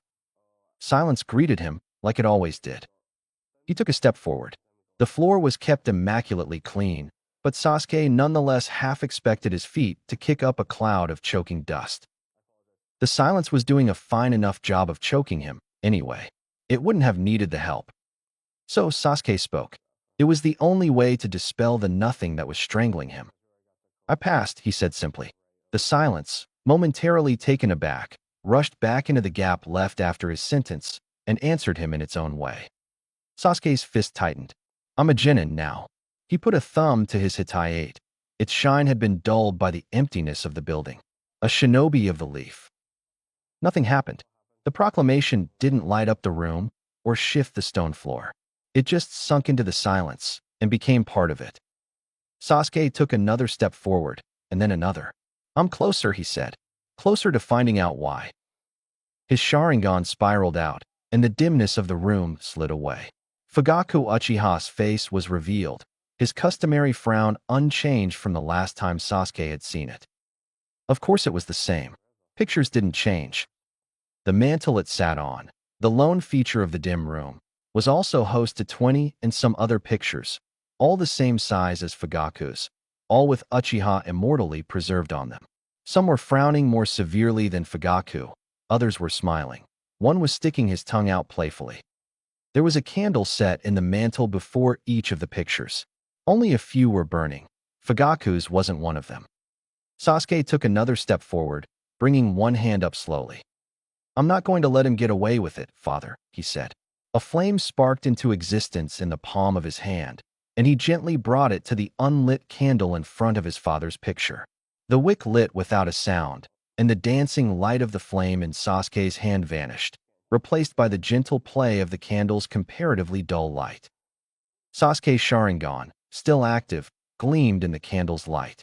He stared intently at his father's picture, as if the man would come alive within it and give him some sort of affirmation of what he was saying. He didn't, of course.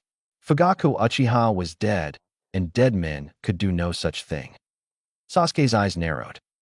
I swear it, he said, his voice trembling, his nails digging into his palm. Itachi will pay. It was a gray day. The sky was a blank slate, overrun with pale clouds. The sun lay somewhere behind them, but its shape was completely hidden. Light did not shine so much as leak into the world. Naruto looked down at the lake. The water was dim and gray, the same color as the sky, and it was almost impossible to see anything that was more than a couple feet down. The flash of pink he was hoping to see refused to appear. He suppressed a shiver. The water dripping off him wasn't cold, but the occasional gust of wind made it seem so. Sasuke?" he asked uncertainly. Sitting beside him, Naruto's friend glanced towards him. His dark hair had been made even darker by the water, and it damply hung down around his face, nearly obscuring it. "Is she still down there?" Sasuke shrugged, leaning forward and activating his Sharingan for a moment. He peered into the water, narrowing his eyes. "She is," he confirmed, leaning back. "It looks like she's sitting on the bottom." "What?" Naruto asked, starting to pace. "Should we go get her? She really needs to come up. It's been nearly dash."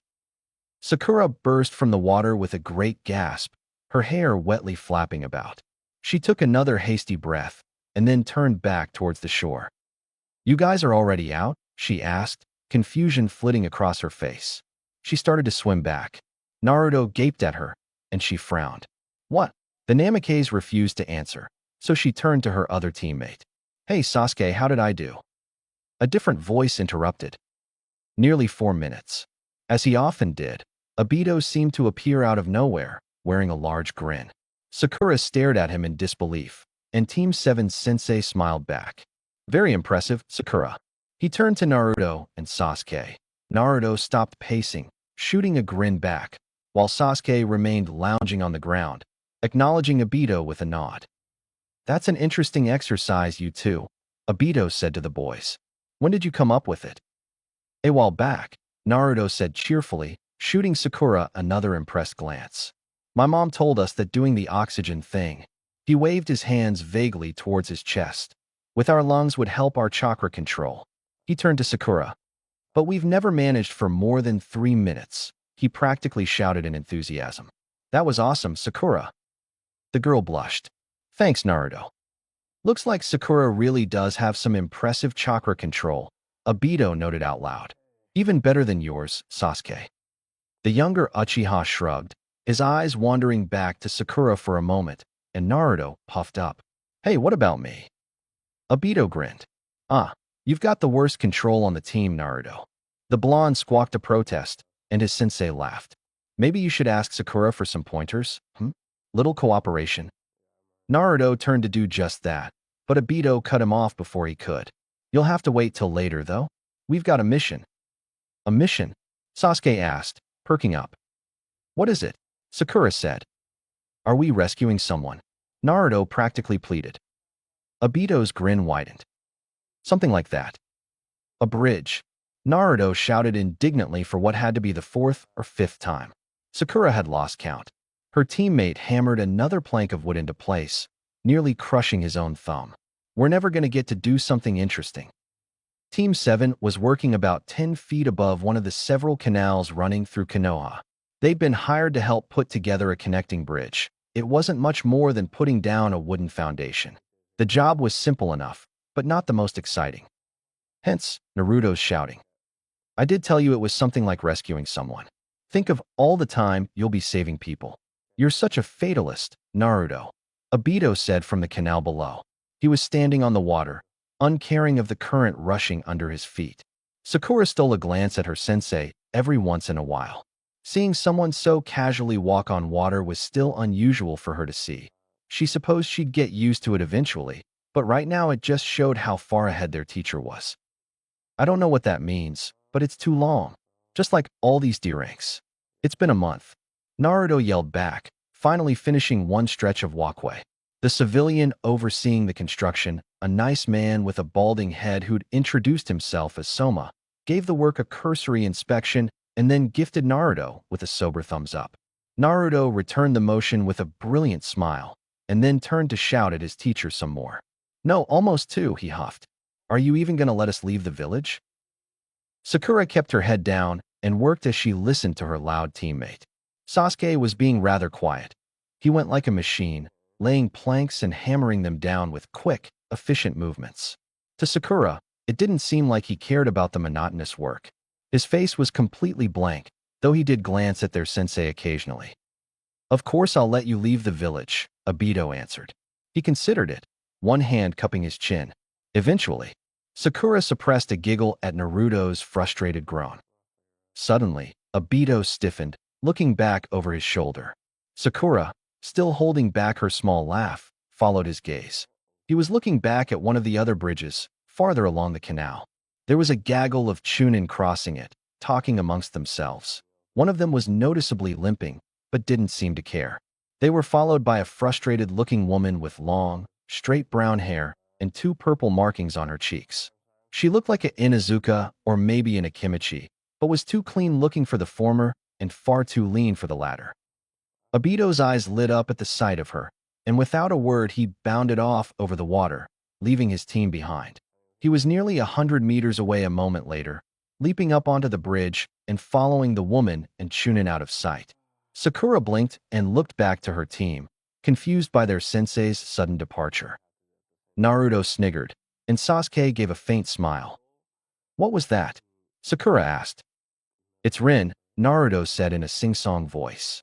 Sasuke bounced a nail off the blonde's head, and Naruto flinched. "Hey, you know what he'll do if he hears you saying it like that?" Sasuke said with quiet amusement. "We'll be lucky if we get stuck cleaning out the sewer system." He considered. "With our bare hands. Sakura would probably be okay, though." "Well, that's good," Sakura asked, and Sasuke nodded. She smiled. "But who's Rin?" "One of Obito's old teammates," Sasuke answered. "The only one who's left," Naruto said, unusually sober, and Sasuke bounced another nail off his head. "Hey, she is." "You can't mean," Sakura whispered, imagining. She felt like she was getting into something private, shared between the rest of the team, but not her. A transgression. But Naruto didn't seem to notice or care. "The other one died, back in the war," he explained, continuing his work. "His name was Kakashi. He was one of my dad's students, actually. Everyone thought he was going to be this big prodigy, but apparently he got really unlucky." He shook his head, answering Sakura's unspoken question. "I don't know what happened. They've never told me." "Unlucky. Shinobi did get unlucky. They were just human, after all." Still, something about how casually Naruto said it sent a solitary chill racing down Sakura's spine. Prodigies sometimes got unlucky. What happened to people who didn't even have that? "So Rin Sensei's old teammate, huh?" Sakura asked, mostly talking to herself, trying to forget the cold. The sun was finally starting to come out, after all. He ran off so quickly. I guess if it was an old friend dash. Sasuke snorted. "What?" Naruto grinned mischievously. "She's really nice, but they've got something going on." "Ooh." Sakura couldn't help herself. There was something undeniably romantic about two of the Hokage's old students being involved. "How long, dash?" "Nah, it's not like that," Naruto said. "But my mom says they've been dancing around each other since they got out of diapers." He sniffed. "Kinda gross, but she always says stuff like that." "Oh," Sakura said, turning that over in her head. So, an old teammate and a romantic interest that their sensei wouldn't pursue. Playing matchmaking between two jonin, wait. Is she a jonin too? Sakura asked, before the silence could set in too much. Naruto nodded. "Yeah," he said. "She works at the hospital, but she goes out on missions every once in a while." He gave an envious grin. "My dad says they're usually pretty high level." Sakura smiled back, the gears in her head turning. Playing matchmaker between two jonin was probably, no, definitely was an incredibly stupid idea, but there was a part of her that was giggling and rubbing its hands together at the thought of it anyway. If Ino were here, she'd probably be doing the same thing. Still. "Hey." Her sensei's voice broke Sakura's thought process, and she almost guiltily snapped her head back towards him. He'd appeared at the end of the bridge, where they'd started. His hair was ruffled, but he was smiling happily. "Sorry about that. Had to run. You guys look like you're having fun." "They're nearly done for the day." Soma's gravelly voice cut in, drawing the shinobi's attention. The man was leaning against a half-complete railing, a half-grin twitching his lips up. "You can all leave now, if you want. I really appreciate the help." Team 7 looked at each other, and then at their teacher. The decision was unspoken and unanimous. About 5 minutes later, after the tools were put away, the payments rendered, they said their goodbyes cheerfully and wandered into the streets of Konoha, their sensei in tow. The vibrant roads and colorful markets soon swallowed them. Sakura was enjoying the sound of coins in her pocket. She could buy something. A new outfit, Maybe, or more can I. The problem of her sensei and his teammate was pushed to the back of her mind. A month and a half of D ranks, Sasuke finally spoke up, and Sakura instinctively looked at him, stopping in the middle of the road. Obito did too, and Naruto, who had been happily chattering to their teacher, hushed up. Naruto might be right, you know, Sasuke continued. We are ready, Obito.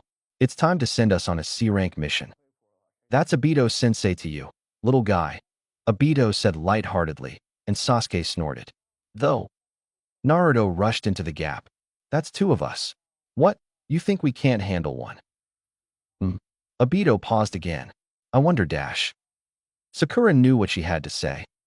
I think we're ready. It was quick, but sincere.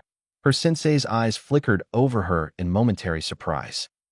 I think I'm ready, is what she knew everyone else was hearing. That's why they'd been waiting, after all. Sakura had no illusions.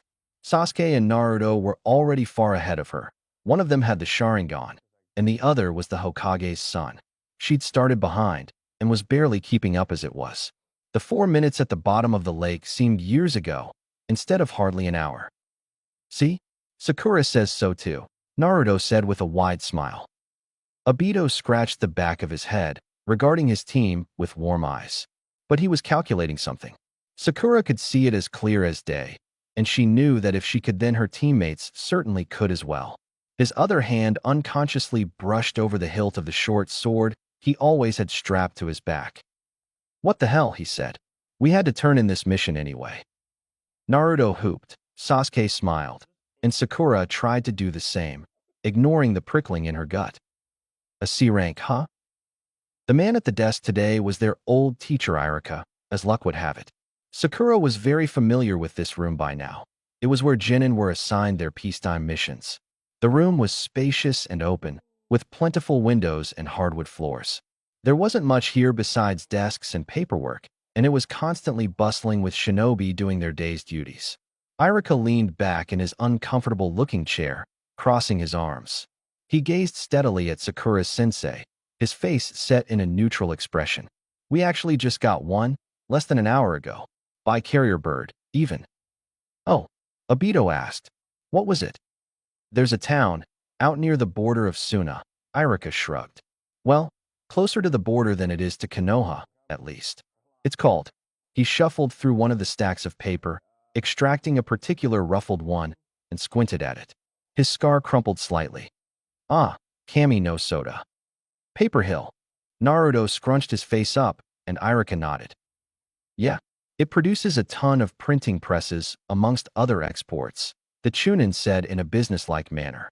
A lot of their merchants, along with their shipments, have been going missing, usually when they head east, towards Kanahagakure. They think it's a bandit group, probably not too large, but definitely hidden in the forest. Obito tapped his foot. Anything else? Nothing that you'd like, Irika said. Come on, some bandits. Naruto said. That sounds perfect. Sasuke agreed monosyllabically, and Obito glanced at Sakura. She tried to look unconcerned, and nodded. Bandits, she could easily handle. A full-grown man without chakra training wasn't much threat to a genin. And besides, Obito-sensei would be there. It sounded like the perfect mission. She'd even get to leave the village. That thought brought a bit of an excited flush to her face, and Obito turned back to Irika with a grin. All right, he said, extending his hand to accept the mission scroll. Irika handed it over with a slight, professional smile. We'll take it. Have fun. Irika's more sardonic side poked through for a moment, but Obito didn't seem to care. He spun back to his charges. All right, it's not quite noon yet, he said with the unmistakable air of command, and his genin snapped to attention. Sakura in particular paid very close attention. Obito almost never talked like this. Kami no Soda is about a day away from here. We'll be leaving the village at 1 o'clock. I want to see you all at the west gate then. Bring enough material for 2 days, and whatever other supplies you'll need. Naruto was practically jumping up and down in joy, while Sasuke stoically absorbed their sensei's words. Obito grinned. It'll be like a camping trip. Except there'll probably be horrible-smelling men trying to stab us. Keep that in mind. He tapped 2 fingers to his Hitayate. See you in an hour and some. and then he vanished. It took Sakura about 20 minutes to make her way back to her house. When she got there, marched up the stairs to the door, and pushed it open, she found her father tinkering with something at the kitchen table. "Hey, honey," he called out as she closed the door, not looking up. He was rubbing something that looked like oil into the hinge of the scissor sword he carried into the field with him. He must have recently returned from a mission. He held the weapon up and the blade extended, folding out and adding another half-meter of steel to the sword. Sakura's father nodded with satisfaction, flipping the sword back into its unfolded state, and turned to look at her with a grin that his daughter had always deemed goofy. "You're home early." "I have a mission," Sakura said, trying and failing not to sound too excited. "Oh yeah? That's great, honey," her father said distractedly, washing his hands in the sink. "Another D rank, I bet." "Nope," Sakura said as her father shut the tap off. "A C rank. We get to leave the village and everything." "Huh," her father said, turning to meet her. He was still grinning, but it was somehow wider. "That's fantastic. Where are you headed?" "Some little town to the west," Sakura said, walking through the kitchen to reach the stairs going up to her room. "Paper Hill. They've had some merchants go missing." "Oh yeah," her father said as her foot came down on the first step. "That should be exciting. Your first time out of the village and everything." "Uh-huh," Sakura said, not really paying attention, and her father chuckled. "Well, hey, poke me before you leave, 'kay?" he said, stretching. "I'm pooped. Toka besta Anko's a harsh captain." Sakura blinked, just reaching the top of the stairs. She called back down them as she got to her room. "You were on a mission, right?" Her father grunted affirmatively. She heard him settle down on the couch and groan, the familiar sound of straining springs warning her that the short green thing was growing closer and closer to its expiration date every day. "We were cleaning up some rogue mercenaries. Ever since that dwarf Gado's organization went down, there've been ass dash," he caught himself, and Sakura giggled. "There've been guys who think they're tough wandering up north. They make trouble. We get hired to come and persuade them to not." "Doesn't sound so bad," Sakura said loudly, opening her door. "I'll be down in a bit to say goodbye." Her father's exaggerated snore answered her, and she closed the door behind her. "Now," she muttered to herself, looking around her pristine room, with the exception of one desk where all the messes seemed to end up. What to take? It took her about 15 minutes to get everything together into a small backpack. 2 changes of clothes, a knife sharpener, a bedroll, about 40 kunai, 15 explosive tags for ration packs, a medical kit, some tape, and 5 feet of coiled steel wire. She also managed to shove in a canteen, just in case. She packed it all like a shinobi should, and tested it by throwing the bag 3 feet straight up several times. Nothing rattled or sloshed, and the 4th time she caught it, she nodded with satisfaction. She slung it over her back. Not too heavy either. Perfect.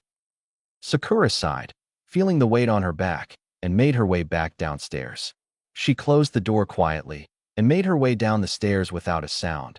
If her father was napping, she didn't want to disturb him, even if he'd wanted to say goodbye. He deserved some rest. Kizashi wasn't napping on the couch, though. He was lying there with his eyes closed, but Sakura could tell her father was completely awake. He had his hands folded over a small metal tin on his stomach. "Hey." He heard her coming and opened his eyes, despite her having made no noise. Sakura smiled at him, and he grinned back. "I made something for you." He lifted the tin. "Just something to munch on, and a little besides. I figure you might need it." "Thanks, Dad," Sakura said, taking the tin respectfully. She secured it in one of the pack's side pockets and gave her father a peck on the forehead. He closed his eyes again. "Have a good time, okay?" he said sleepily. "And stay safe.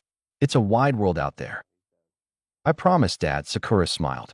"I'll have Obito-sensei with me, anyway." Her father grunted. "Oh yeah." He chuckled. "You'll be fine. Love you. Love you more."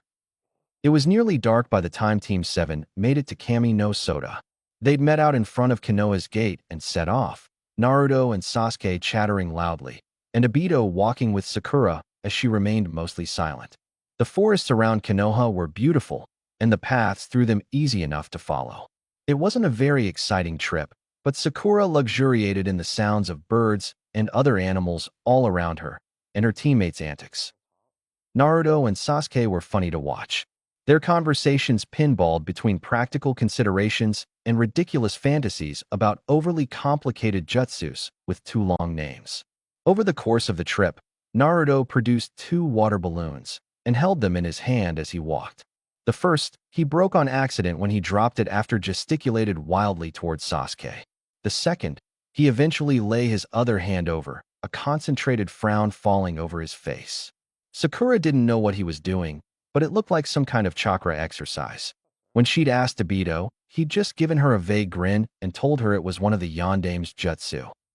The idea that Naruto was working on one of the Hokage's jutsu was both impressive and slightly depressing. Sakura had stayed a bit quiet after that, even though Obito had done his best to tease conversation out of her about her family or her shinobi skills. When they reached the town, Sakura's first impression was that it was rather small. She'd lived in Konoha her whole life. Buildings stretching as far as the eye could see was the norm for her. This little place, barely more than 36 buildings and a central river, would barely qualify as a neighborhood in the village hidden in the leaves. The sun was almost done setting behind them, and it threw harsh shadows and vibrant red and orange light over the town. The settlement was not, as Sakura had supposed, on top of a hill. "This is it," her sensei stated, rather obviously.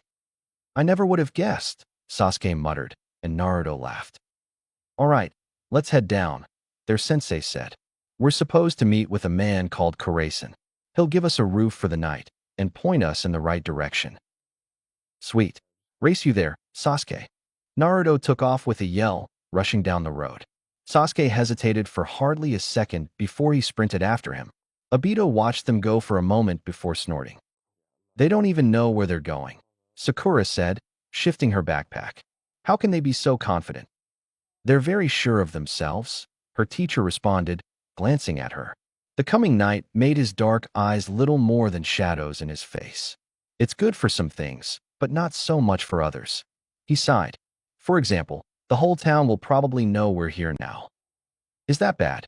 Sakura asked. "No, not bad." "Well," Obito amended, "it could be bad.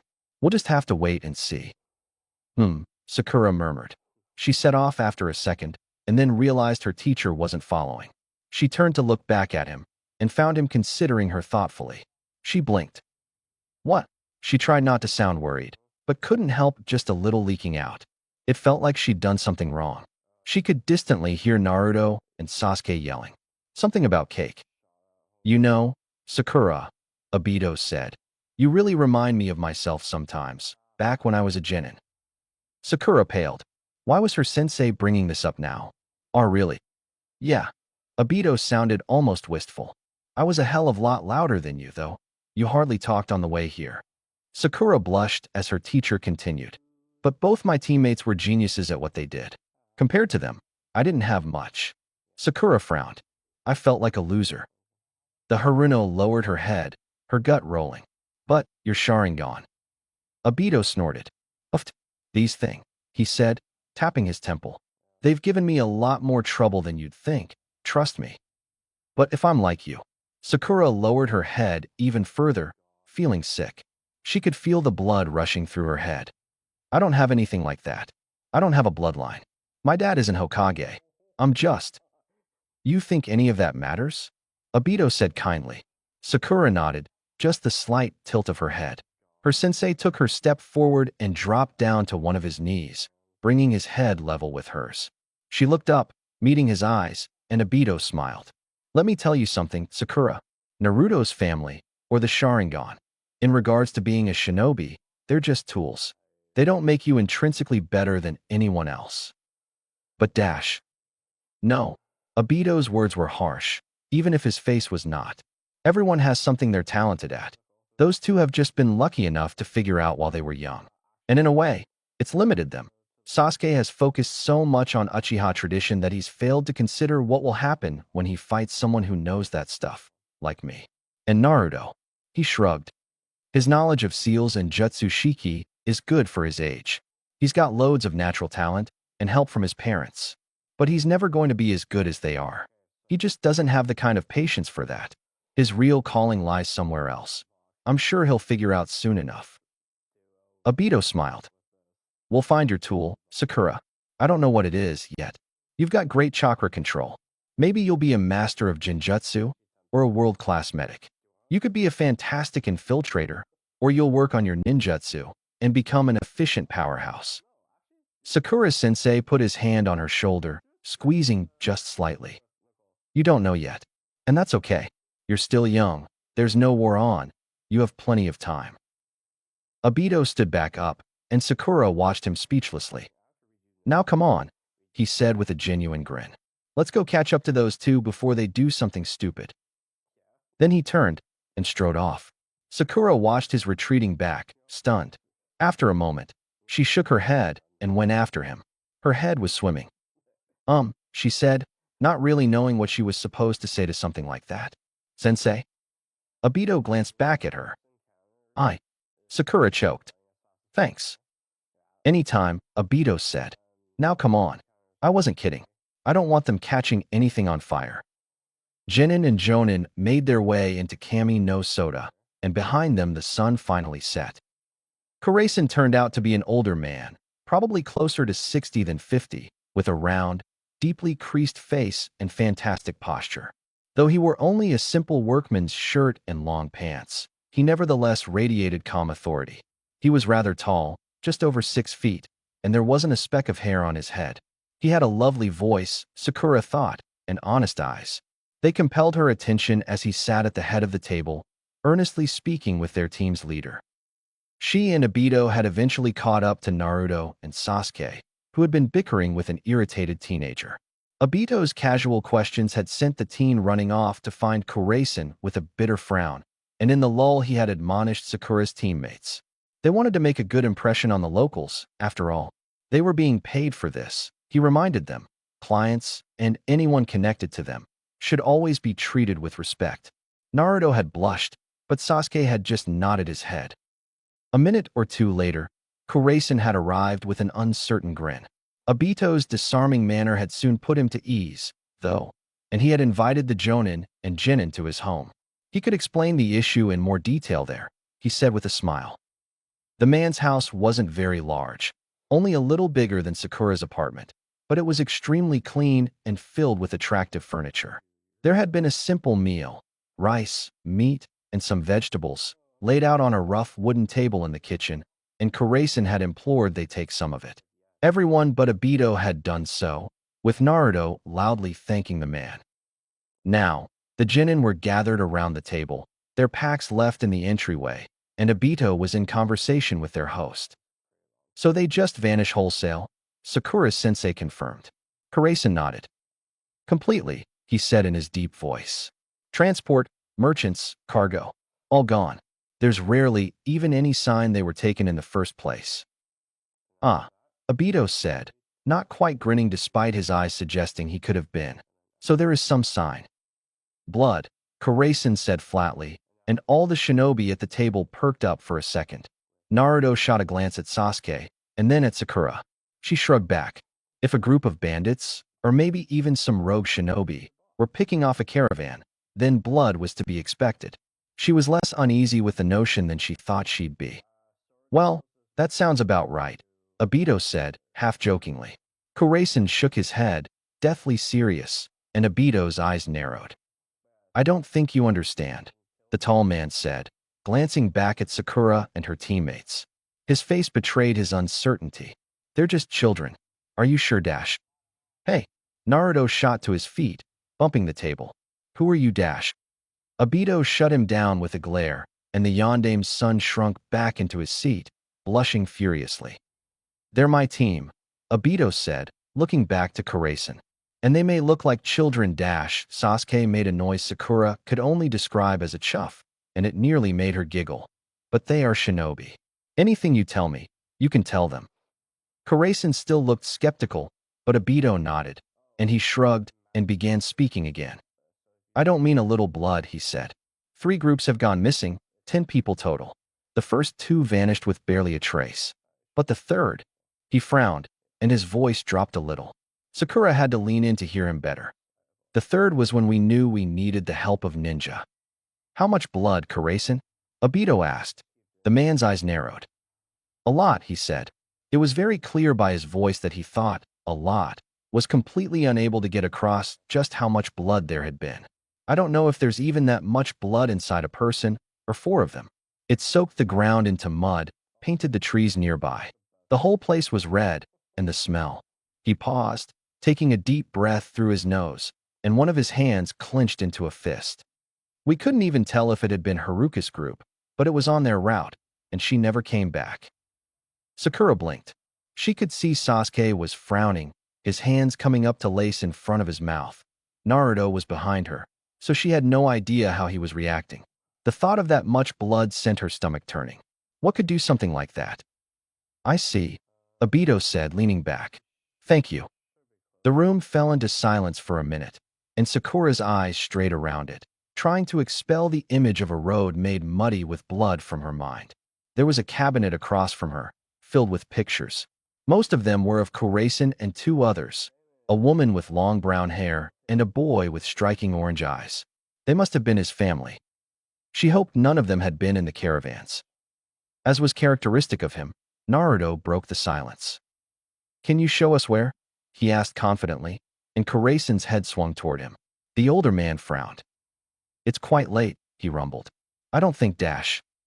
We can see in the dark, Naruto said matter-of-factly, and we're not too tired. Sakura was watching him with interest now, along with Sasuke. Obito cocked his head. And this jerk, and that bigger jerk, Naruto continued, pointing to Sasuke and then Obito, have special eyes. They might be able to find something you guys couldn't. Are you sure you wouldn't rather wait till morning? Kuraisen asked. I have some spare beds, dash. We really appreciate the offer. Sakura surprised herself when she spoke up. We really do. But Naruto's got the right idea. The longer we wait, the harder it would be to find anything. If we can, we should go tonight. Kuraisen watched her, and Sakura resisted the urge to lower her head. A little girl with pink hair and too big a forehead. She thought he must be saying to himself, why is she talking at all? The man turned to Obito with an inquiring look, and their sensei smiled, activating one of his eyes. The tomo of the Sharingan spooled into being, the eye gaining its red and black sheen. Kuraisen blinked, and then nodded. All right, he declared, pushing himself to his feet. Let me get my coat then. It's not very far from here.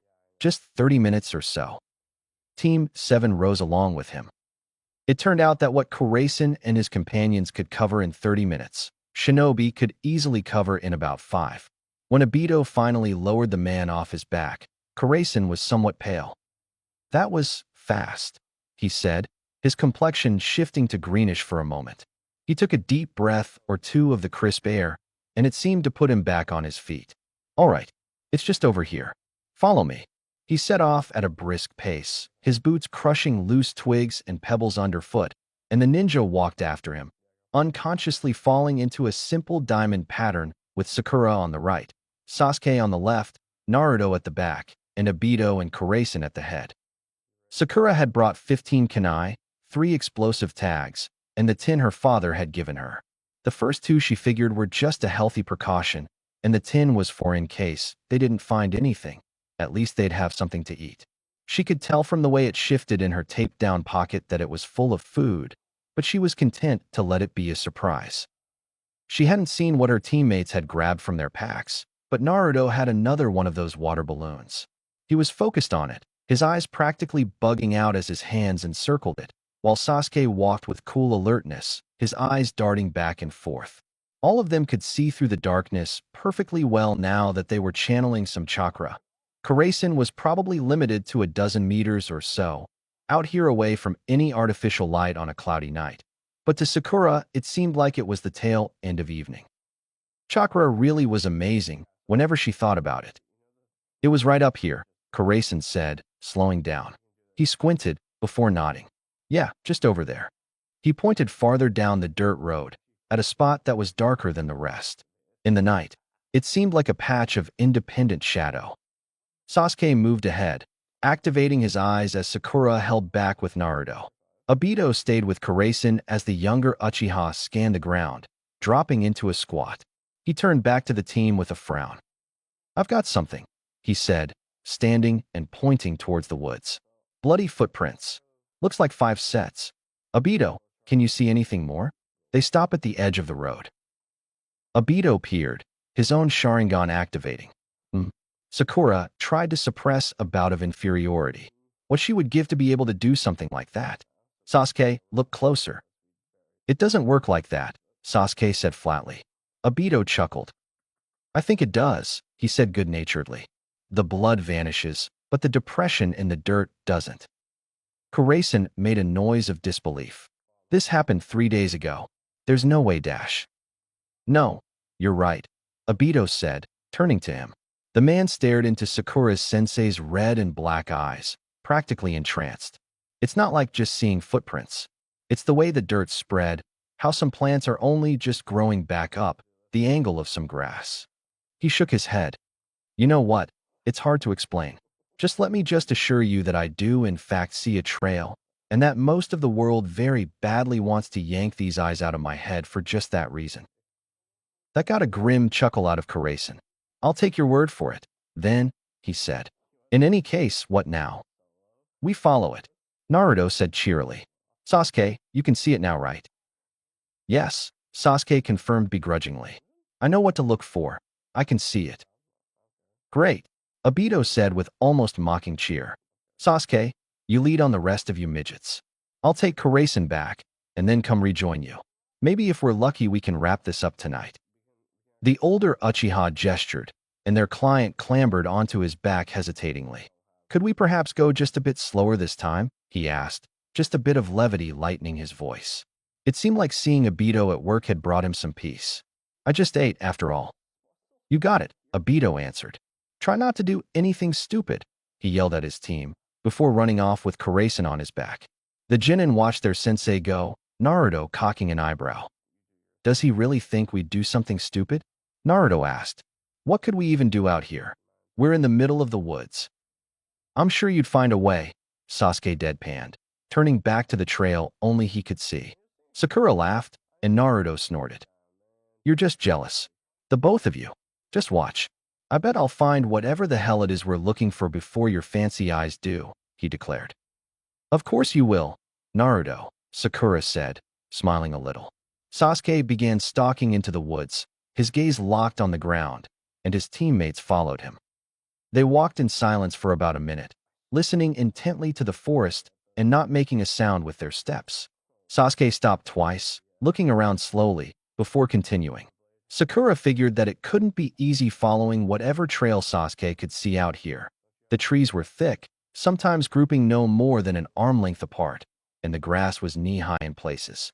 The constant buzz of nightlife, insects and small animals, surrounded them. It was actually incredibly relaxing. Sakura felt a bit of tension seep out of her shoulders. Hold up! Naruto suddenly stopped, grabbing her shoulder. Sakura froze at the contact, looking back at him, but her teammate wasn't looking at her. He was staring up into the canopy, his eyes half-lidded. They darted left and then right, and he turned his head slightly. Sasuke stopped, looking back at the both of them. Listen, Naruto said quietly. Do you hear that? Sakura listened, and Sasuke too. It took a moment, but she heard it. Off in the distance, to the south, there was a rumbling noise, like a small earthquake, and a crack thump, the sound of multiple trees falling. What? She whispered, and as she did, everything around her went silent. All the insects, small animals, even a deer, they all went as quiet as the grave at the same time, as if by some invisible klaxon, and moved north. The genin could hear them streaming past them, rustling the grass, and snapping low-lying tree branches. They're relocating, Sasuke said. Should we follow them? Sakura asked. No, we're not some animals. We're ninja, Naruto declared. Whatever that is, it's fast, and it's coming this way. I say we get up in the trees and wait for it. The genin all glanced at each other, and came to a hesitant agreement. They leapt upwards, alighting on higher branches, and settled in to wait. Sakura focused on her hearing, attempting the same trick she had with her lungs. The crashing of falling trees was getting closer, and there was something behind it. It almost sounded like a burbling creek. No, not a creek. It was close now, closer than she'd thought. It was like a pant, a ragged, watery pant. What the hell? Sasuke said, barely audible, and Sakura scanned the forest, trying to find where he was looking. It took less than a second. There was a huge, dark shape, barreling through the forest at them, like a living shadow. There was slick darkness covering it, dripping from its flank and masking its muzzle. One burning red eye, lacking a pupil, seemed to glare directly at her. "Bear!" she shouted, and the huge creature, nearly 20 feet tall, smashed through the last of the trees between them and it. Naruto squawked in surprise, and the beast's lone eye snapped to focus on him. It snarled, an avalanche of noise, and rumbled forward, its paws tearing grout gouges from the ground. Blood dripped from its open mouth like a stream of thick red paint, some flecking onto its forelegs and the rest slicking the ground beneath it red. "Oh shit," Naruto cursed, and for a ludicrous second Sakura thought about reprimanding him. "That's nasty." "Heads up," Sasuke said. He didn't sound worried, but there was a certain edge to his voice. "That thing is faster than it should be." The bear charged forward, slamming its head into the tree Sasuke was perched in. There was a massive crack and the whole thing tilted, roots ripping out of the ground. But it didn't fall. Smashing its skull into the tree didn't seem to faze the bear whatsoever. It backed off, roaring in fury, and swiped at the base of the tipping tree. There was an explosion of bark and pulp, and the tree began falling in earnest, toppling towards the one Naruto was perched in. "Sasuke!" Sakura yelled, pulling a kunai from a pocket. She hadn't seen Sasuke fall. Where had he gone? "Oh geez," Naruto yelped, jumping away as the tree reduced the branch he'd been sitting on to splinters. He alighted on a nearby tree and turned, his eyes narrowed. "That thing really is dash." Sasuke came plummeting through the night, a wispy shadow with two bright red highlights in the darkness, and landed atop the bear's head. The thing screamed, rearing up, but before it could do anything more, Sasuke buried two kunai, held in each hand, up to their handles in its skull. There was a great spurt of blood and a disgusting squelch of a sound, and the bear's roar petered out. It toppled forward, landing flat on its belly, and Sasuke gracefully dismounted as it fell. Pissed, Naruto finished, his eyes wide. Sakura dropped her hand, and the kunai it was holding, to her side. The forest seemed quieter than ever as Sasuke took a step or two towards them. "Man," Naruto said, "don't you think that was a little much?" Sasuke shrugged. "It was crazed with pain," he said, a little stone-faced. "When something dangerous goes crazy, you put it down. That's just how it is." "It was just a bear," Naruto muttered, staring at the enormous corpse. Sakura found herself nodding. It had just been a bear, 20 feet tall, and grievously injured, but a bear nonetheless. It hadn't been that much of a threat to them. The bear wheezed, and blood pulsed from its side. Sakura blinked, and Sasuke started turning, confused at the noise. The animal struck out faster than Sakura thought possible, a flash of claws in the night, and Sasuke tumbled forward with a hiss. "Sadash!" Naruto started to shout. "Just a scratch." Sasuke interrupted him, spinning about so fast the dirt around his feet was thrown out in a wide crescent. There were two long gashes ripped in the back of his shirt, but he wasn't lying. He was hardly scratched himself, with just two long lines of blood slowly flowing but fingertip-deep slashes. It was hardly anything. "How the hell is it alive?" Sakura asked shrilly, watching the bear with alarm as it groaned and dragged itself back on all fours. Sasuke's kunai were still buried in its skull, and more blood gushed from its mouth and the hole in its side, but it was gurgling and alive all the same. That was impossible. It had two knives buried in its brain. "You missed," Naruto shouted. "I didn't miss," Sasuke yelled back. "That thing should be dead." "Well, it's not." Sakura interrupted the both of them. She raised her kunai. Less than half a foot of steel seemed completely inadequate when placed in front of the bear, which had finally made it to its feet, huffing blood and glaring balefully. "What do we do?" "Kill it again," Naruto decided for them, and Team 7 spread out, loosely encircling the thing. Sakura gulped, but her hand stayed steady. It was just an animal, and her team was here. She could handle this. There was an awful lot of blood, though. Maybe this bear had been the one behind the disappearances? Though a bear wouldn't be taking the shipments as well, and it couldn't have been moving around for 3 days with these injuries. Then again, it shouldn't have been moving around with two knives in its brain. Maybe there was something to that theory. The bear went after Sasuke first. Maybe it had realized he had been the one who'd stabbed it the first time. Its single red eye seemed a perfect contrast to Sasuke's Sharingan in the dark, but the Uchiha darted around its almost clumsily blows, leaping over a low sweep and rolling out of the way of an overhand blow that left a paw-shaped crater in the ground. He slashed at the paws as they missed him with another kunai, but the deep knife wounds hardly seemed to slow the animal down. As Sasuke dodged, Naruto moved in from the side, sprinting forward. While the bear completed its overhand smash, the blonde leapt into the air and delivered a flying kick to its side. The bear hardly flinched, but it slid a foot or two to the left, towards Sakura. When it started to turn towards Naruto, he kicked again as it fell, smashing the animal a couple inches upward. Sasuke capitalized on the beast's moment of dizziness to hurl a kunai at its eye, but the animal jerked away and the knife struck its forehead. The bear roared, spinning its whole body. Sakura ducked beneath its flailing back legs, feeling the enormous air pressure of the near miss. But the bear smashed its bulk into Naruto, flinging him to the ground. He rolled as he landed, but slid a couple meters backwards anyway, flattening all the grass in his path and leaving a stream of obscenities in his wake. Sasuke was under the bear, and it tried and failed to trample him, stomping wildly. The Uchiha peppered its legs and belly with stabs, but accomplished nothing more than flesh wounds, which the bear seemed to completely ignore. Sakura, however, was on the side of the animal where it was particularly injured. It was clear to her now that much of the blood on the animal's fur was coming from one particular wound, high on its left flank. There was a hole there, a great gash in the skin where the flesh and musculature had been partially peeled back. It would have probably been the death of a normal animal, but this bear clearly wasn't normal. Seeing the hole, Sakura got a disgusting idea. She drew another kunai for her other hand and took a deep breath through her mouth, gathering as much courage as possible. Then she shrieked like a terrified preteen girl, for indeed, that was precisely what she was, and leapt forward, burying both knives in the bear's side, right at the bottom of the hole. There was no tough skin and thick muscle there to catch her knives. They sunk in as if it were butter and blood, sticky and hot, so much hotter than Sakura had expected, poured over her hands. The bear screamed, and Sakura screamed back. She planted her feet on the bear's hide and pulled downwards, yanking the kunai down the monster's side. There was a tremendous ripping noise, and the knives tore a gaping gash in the bear's side, opening its gut to the cold night.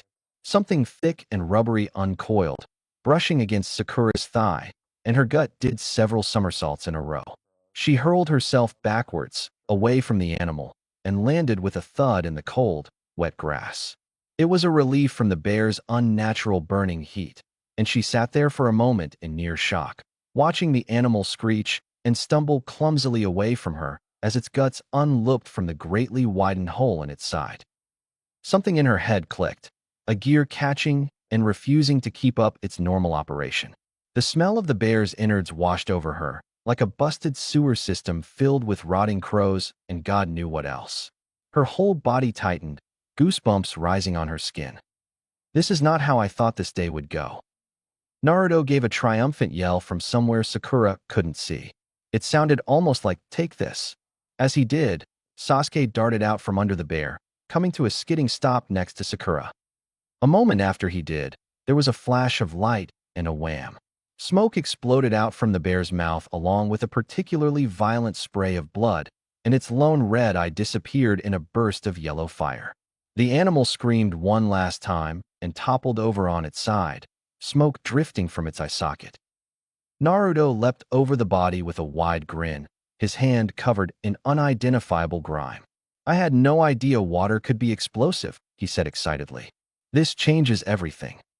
The bear's guts kept leaking from it in a slurry of pink flesh and sluggish, nearly black blood, and for a moment Sakura felt lightheaded.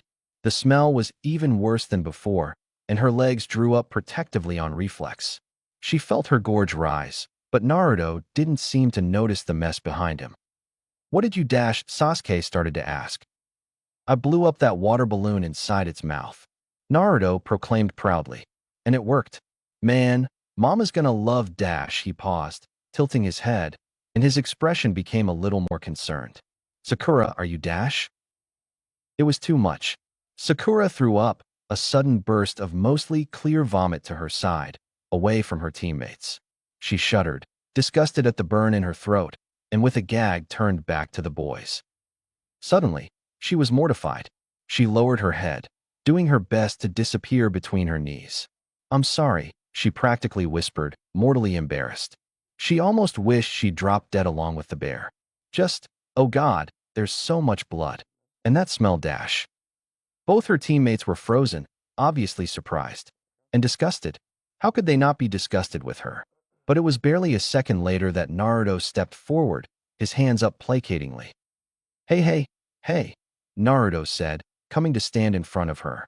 Sasuke just watched, looking the slightest bit concerned, occasionally looking back to the bear to make sure it was still lying still. It's all good. It's okay, Naruto said, kneeling down. That thing was Dash. He finally noticed all the blood, coating Sakura's arms almost up to the elbow. He cracked a grin, clearly trying to cheer her up. Man, you really got in there. Listen, it's okay. I bet if I'd gotten like that, I'd be throwing up too. You don't mean that.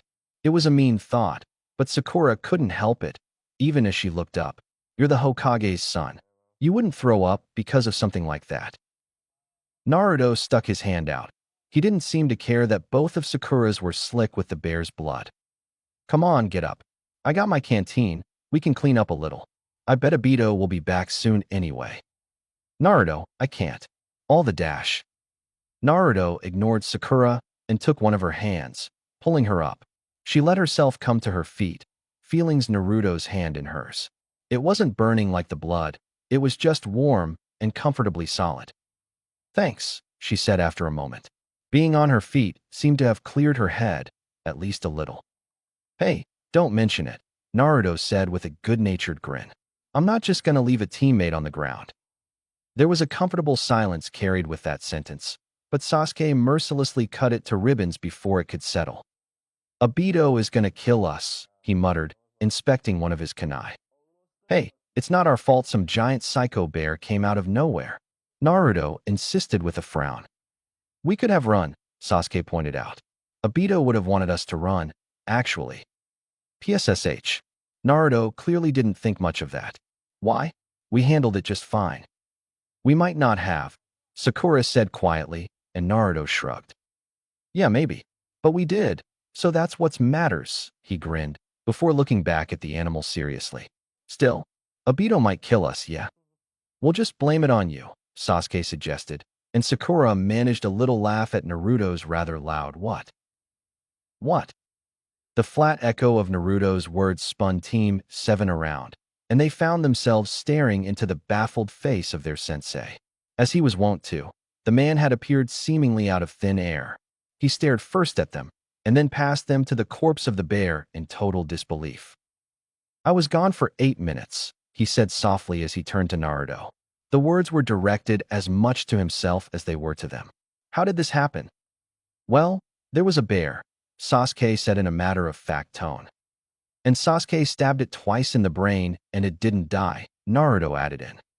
So I, tore it open while Sasuke was distracting it, Sakura said, fighting her gorge for a moment at the thought, and then Naruto blew up its head. Obito stared at them. After a moment, his gaze shifted to Sakura.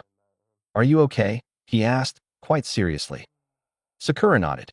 I'm fine, she said, and she was reasonably sure she wasn't lying. Sasuke got hit, actually, but nothing happened to me. But she blushed a little and withheld a shudder at the memory. Threw up a little.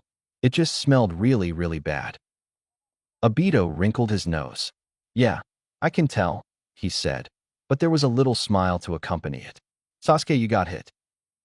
It surprised me after I stabbed it, Sasuke said, turning a little to show Obito the scratches on his back. They had already mostly stopped bleeding. Just 2 angry red lines remained. I thought it was down. My mistake.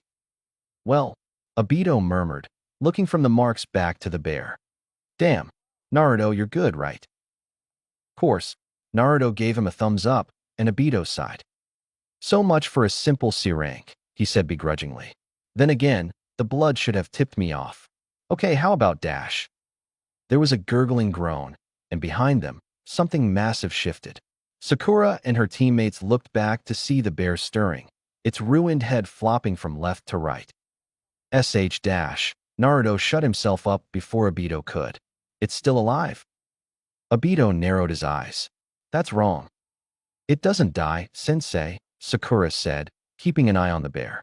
It seemed mostly helpless now, with the gaping gash in its side and its eyeless state, but it was still moving with purpose. No matter what we do to it, it doesn't die. It showed up heavily injured, too. Weird, her sensei said thoughtfully. I've never heard of something like that. What should we do with it? Sasuke asked. He didn't seem concerned by the bear. He probably didn't regard it as a threat now that it was so crippled. Despite the fact it had attacked them, Sakura felt a pang of sympathy for the massive animal. We can't just leave it lying around. And if it won't die?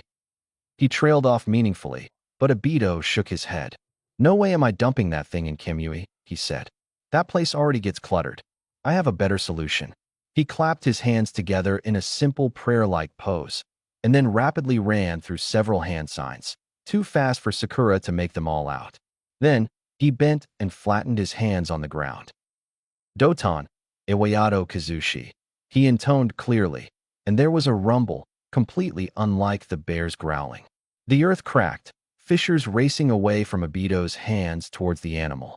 When they reached it, the ground beneath the bear collapsed. It fell with a surprised moan, landing out of sight a moment later, and then the earth crumbled over it, leaving a mound of plain dirt in the middle of the grassy, torn-up field. An impromptu and rapid burial. Whoa, Naruto said, and Sakura knew he was legitimately impressed. She was too. She hadn't expected Obito to pull out such an easy fix, even if he was a famous jonin. That's handy. Where'd you pick that one up?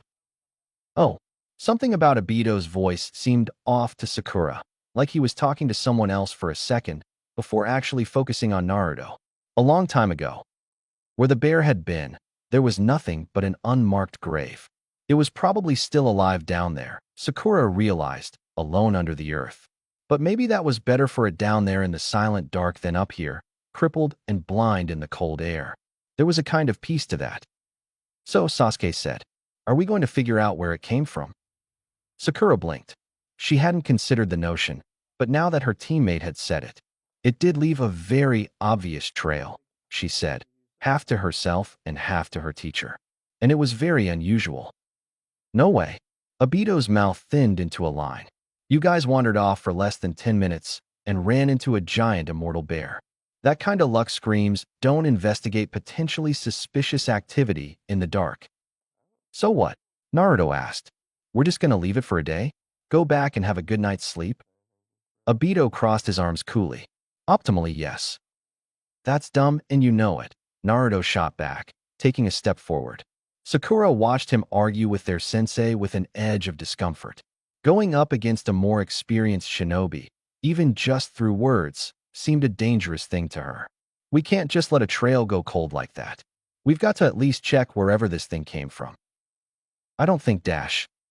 He's right, Sasuke cut in. Shoo. Obito flashed his Sharingan, and Sasuke shut up. As I was saying, you guys have already had a long night. I don't think it's a good idea to just be rushing off. We've got no idea what we could find. But you'll be with us, Sakura said, and Obito turned to her with a startled jerk of his head. She did her best to gather her thoughts as her teammates watched. Sensei, I think you're worrying too much. It was just a bear, even if it was weird. It's just common sense to check out wherever it came from, assuming it's not too far.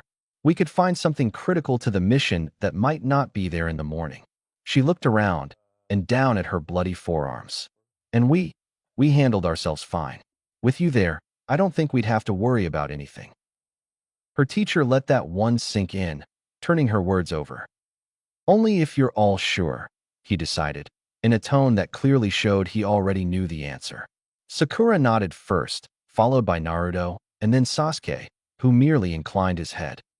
All right, Obito said, blowing a puff of air between his lips. It'll be a little adventure then. Where'd the zombie bear come from? Geez. He pinned them with serious looks. You guys are going to stay behind me. You know that, right? Yup. Definitely. HN. Fantastic. Obito said, striding past them. Let's get going then. The night's still young.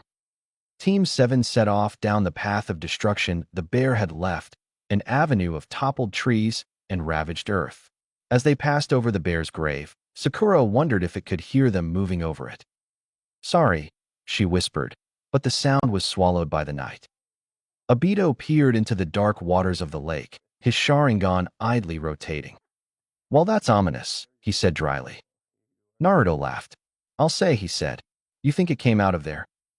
The path of destruction left by the undying bear had been easy to follow, a clean road of trampled trees and disturbed earth cut clean through the forest. But this was where the trail ended, on the shores of a large, dark lake.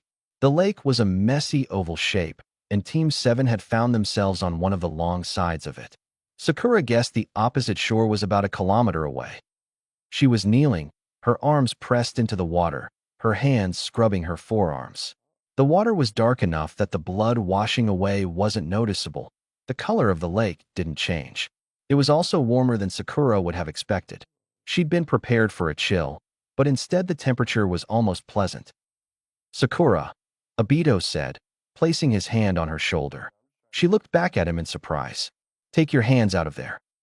She blinked. Sensei? His mouth was a firm line. I'm serious. And don't get any of the water in your eyes or your mouth. Is something wrong? She asked, standing up. Her arms were mercifully clean.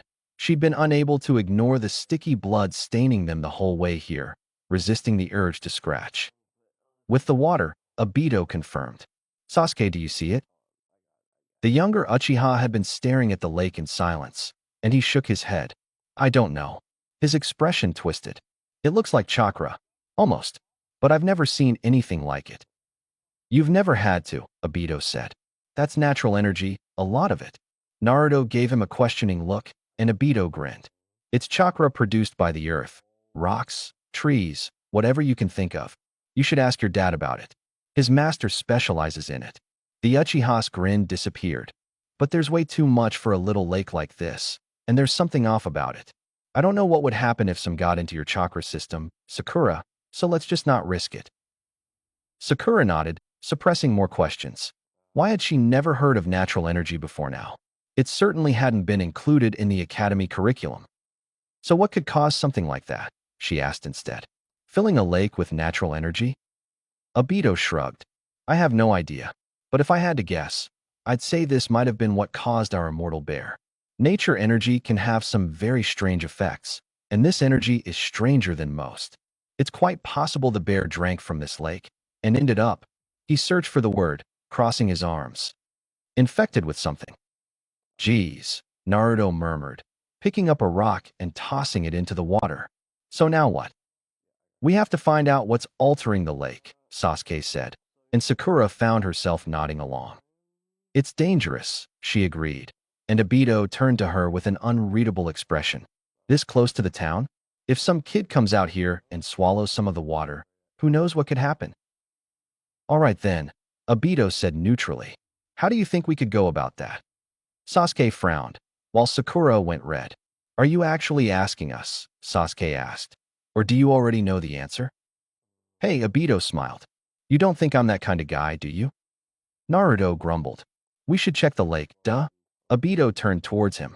There might be something in it that's causing this. And how could we do that safely? Obito asked, and Naruto groaned. Come on, we're not babies, he said, his voice rising a little. Sasuke smirked. You've got shadow clones. You could use them to scout. Oh, that's a good point, Obito said, feigning surprise, and Sakura couldn't help but laugh. You'll make a fine ninja yet, Naruto. Their sensei put his hands together, forming a series of seals too quickly for Sakura to follow, and there was a burst of smoke. It cleared in moments, and a perfect copy of Obito stood alongside the original, arms crossed in the same manner.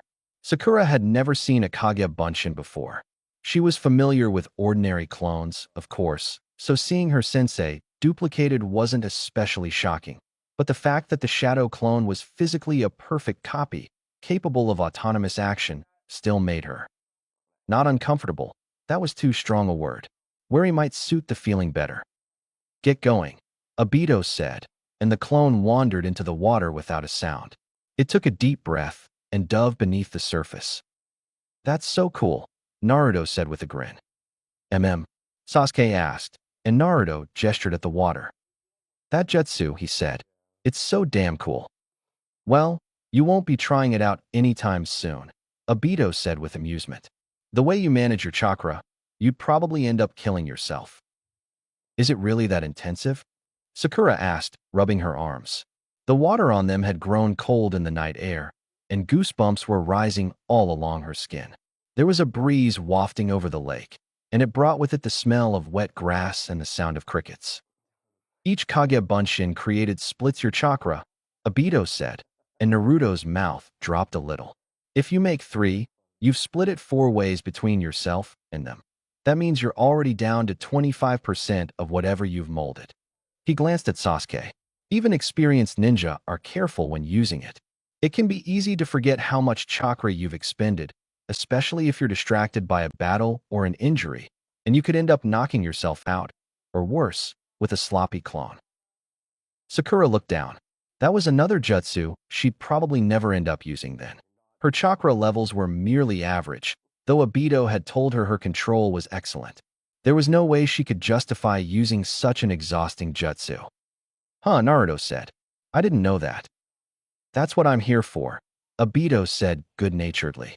"Still, don't let that discourage you. They're great in a pinch, and they make excellent scouts." He suddenly straightened up, his eyes narrowing. "Speaking of which," he said. "What did it find?" Sasuke asked, ambling over. He'd been peering into the lake while Obito had been talking about the Kage Bunshin, his red eyes burning into the water. "There's a cave at the bottom of the lake," Obito said. "It's got air in it, and a chakra trail. Wherever the energy is coming from, it's somewhere in that cave." Naruto saw the question in Sakura's eyes before Obito did. Shadow clones return memories when they get dispelled. He whispered to her, and suddenly everything Obito and the Hokage's son had said about scouting took on a new light in Haruno's mind. A perfect replica that could report back just by dispelling itself? That was incredible.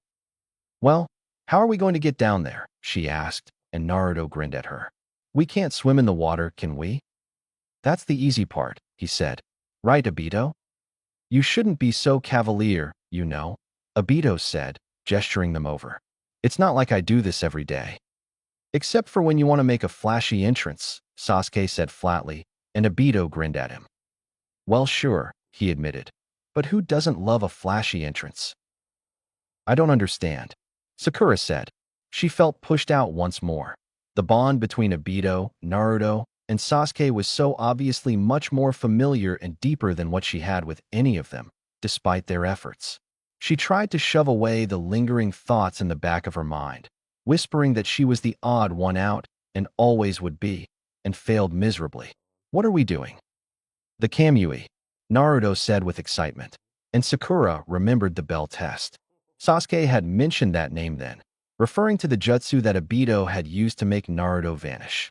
It must have been one of Obito's techniques, the one that manifested with his Sharingan and its peculiar pattern.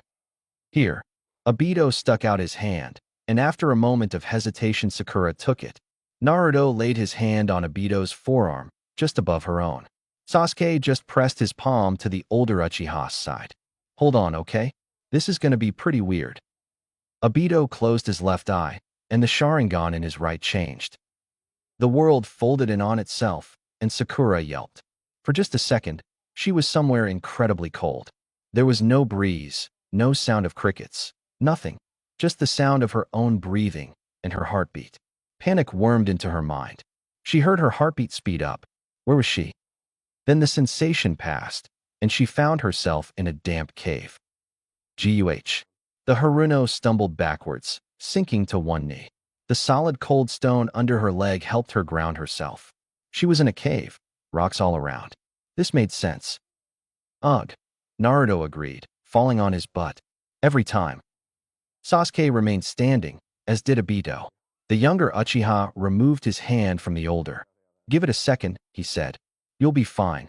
He was talking to her, Sakura realized, trying to make it look like he cared. He was right, though.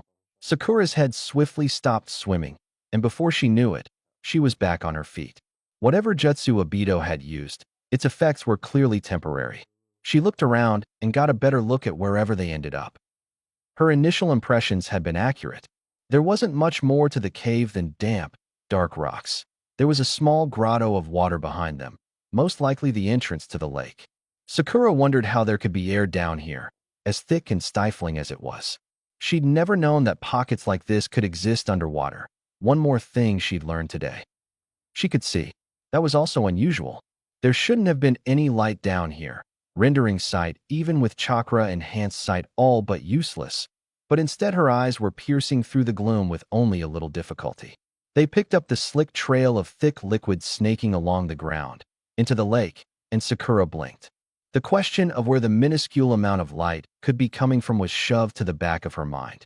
The liquid slipping over the rocks was dark, and it moved far too sluggishly to be water. "Blood," she blurted out, and her sensei jerked his head towards her. She pointed, knowing the Sharingan probably saw everything down here as though it were day. "Do you see that?" Sasuke stepped forward, kneeling down next to the tiny stream of blood. Naruto stumbled after him in the dark, while Obito stood back, his arms crossed.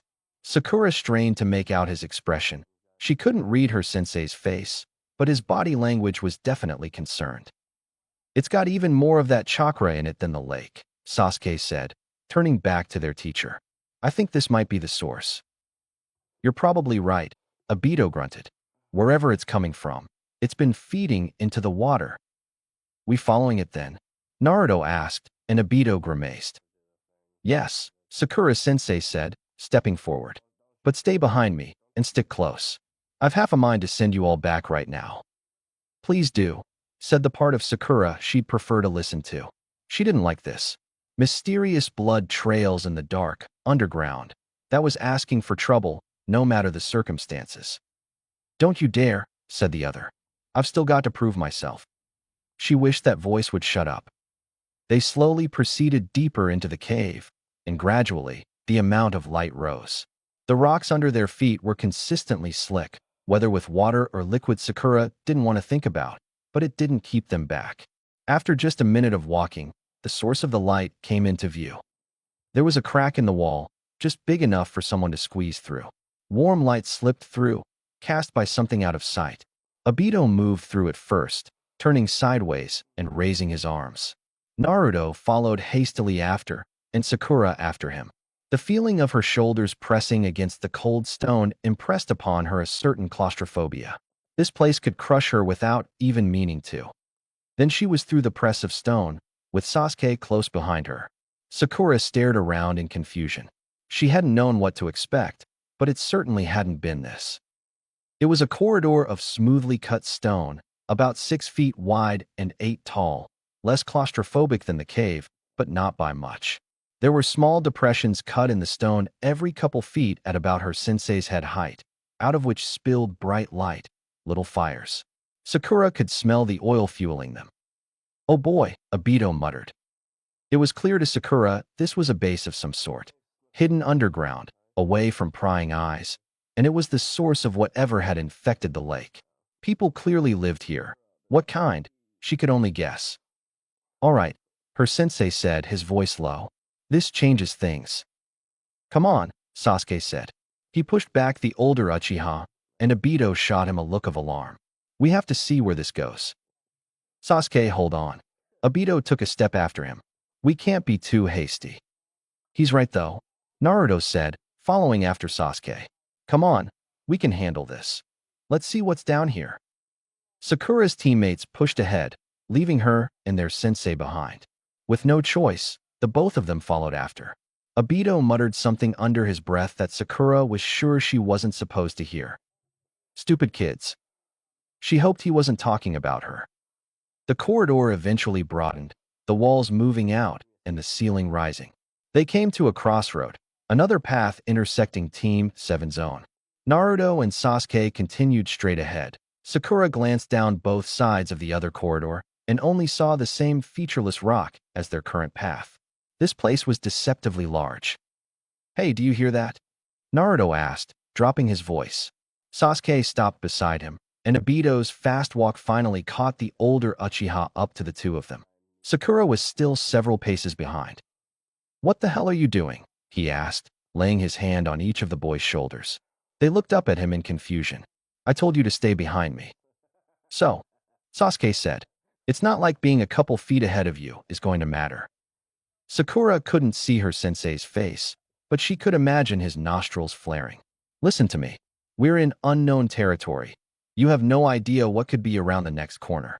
You three are my responsibility, so long as we're down here you're staying behind me. Just be happy I haven't shoved you into the Kamui yet." Her teammates didn't respond immediately. Obito must have cowed them. "All right," Naruto eventually said. "We get it. Sorry for that." "It's fine," Obito said, moving ahead. "Just keep it in mind.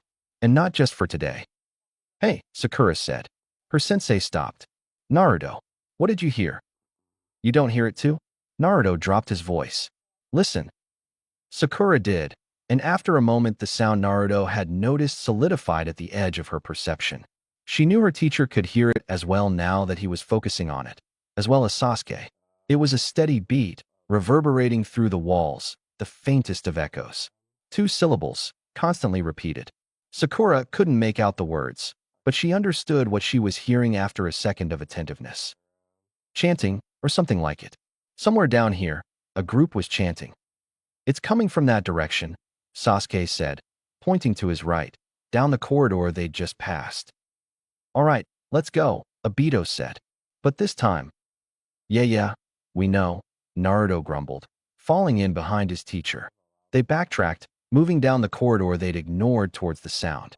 Sakura grew more and more nervous. Moving practically single file like this, they were easy targets. Still, they would see anyone else coming down the corridor at them, obviously, and with Obito in the lead, they didn't really have anything to worry about. The stone corridor grew broader and taller, until Sakura's claustrophobia quietly receded. But the more space opened up around them, the louder the voices grew. There was more than the single word now, babbling and joyous singing. People were stomping their feet. How many voices were there? More than a dozen, less than 20. Her ears burned with chakra as she amplified her hearing as much as she could, until every sound was painful. What were they saying? The echoes rebounding throughout the cave made it impossible to tell. Obito suddenly held his hand up, and the whole group stopped. He glanced back at them and raised one finger to his lips. His Sharingan was active. Then, he dropped on all fours, crawling forward like a maimed spider. He didn't make a sound, and Sasuke and Naruto followed after him, adopting his pose and scuttling across the ground. Sakura followed them, feeling her fingers dig into the occasional patches of soft stone. At least there wasn't any blood on the ground here. She didn't want more blood, not after the bear. The corridor was now wide enough for them to go side by side, and the chanting was louder than ever. Less than 50 feet away, surely. Sakura's heart beat in time with its echo. Suddenly, the corridor twisted, spitting them out onto a wide disk of stone. There was a lip of raised rock on the edge of it, jagged red stalagmites covering the rim. The chanting was coming from just beyond and below them. Obito crawled forward, peering through the stone. Despite herself, Sakura crept up beside him. Finally, the source of the chanting became obvious. There were 17 men and women arrayed in a rough semicircle below, of every size and shape, and dressed in seemingly random clothes. Some of them wore thick brown robes, obviously homemade, while others were dressed like mercenaries, wearing iron and Kevlar armor and strapped with weapons of every kind.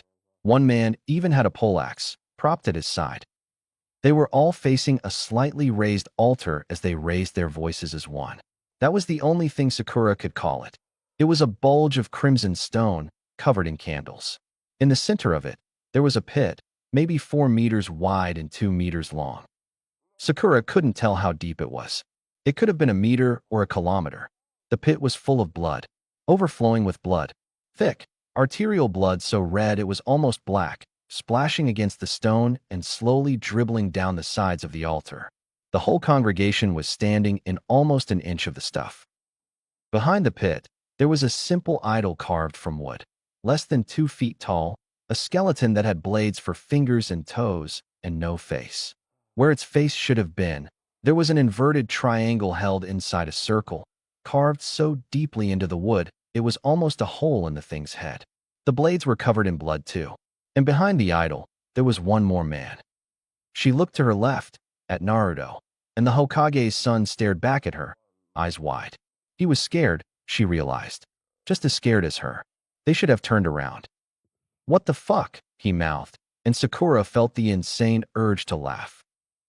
The chant was obvious now, even with the cacophonous singing and stamping that underlaid it. 2 syllables, like she'd thought. Jaishin. Jaishin. Jaishin. Sakura didn't know the word, or the name, or whatever it was, but it made her skin crawl.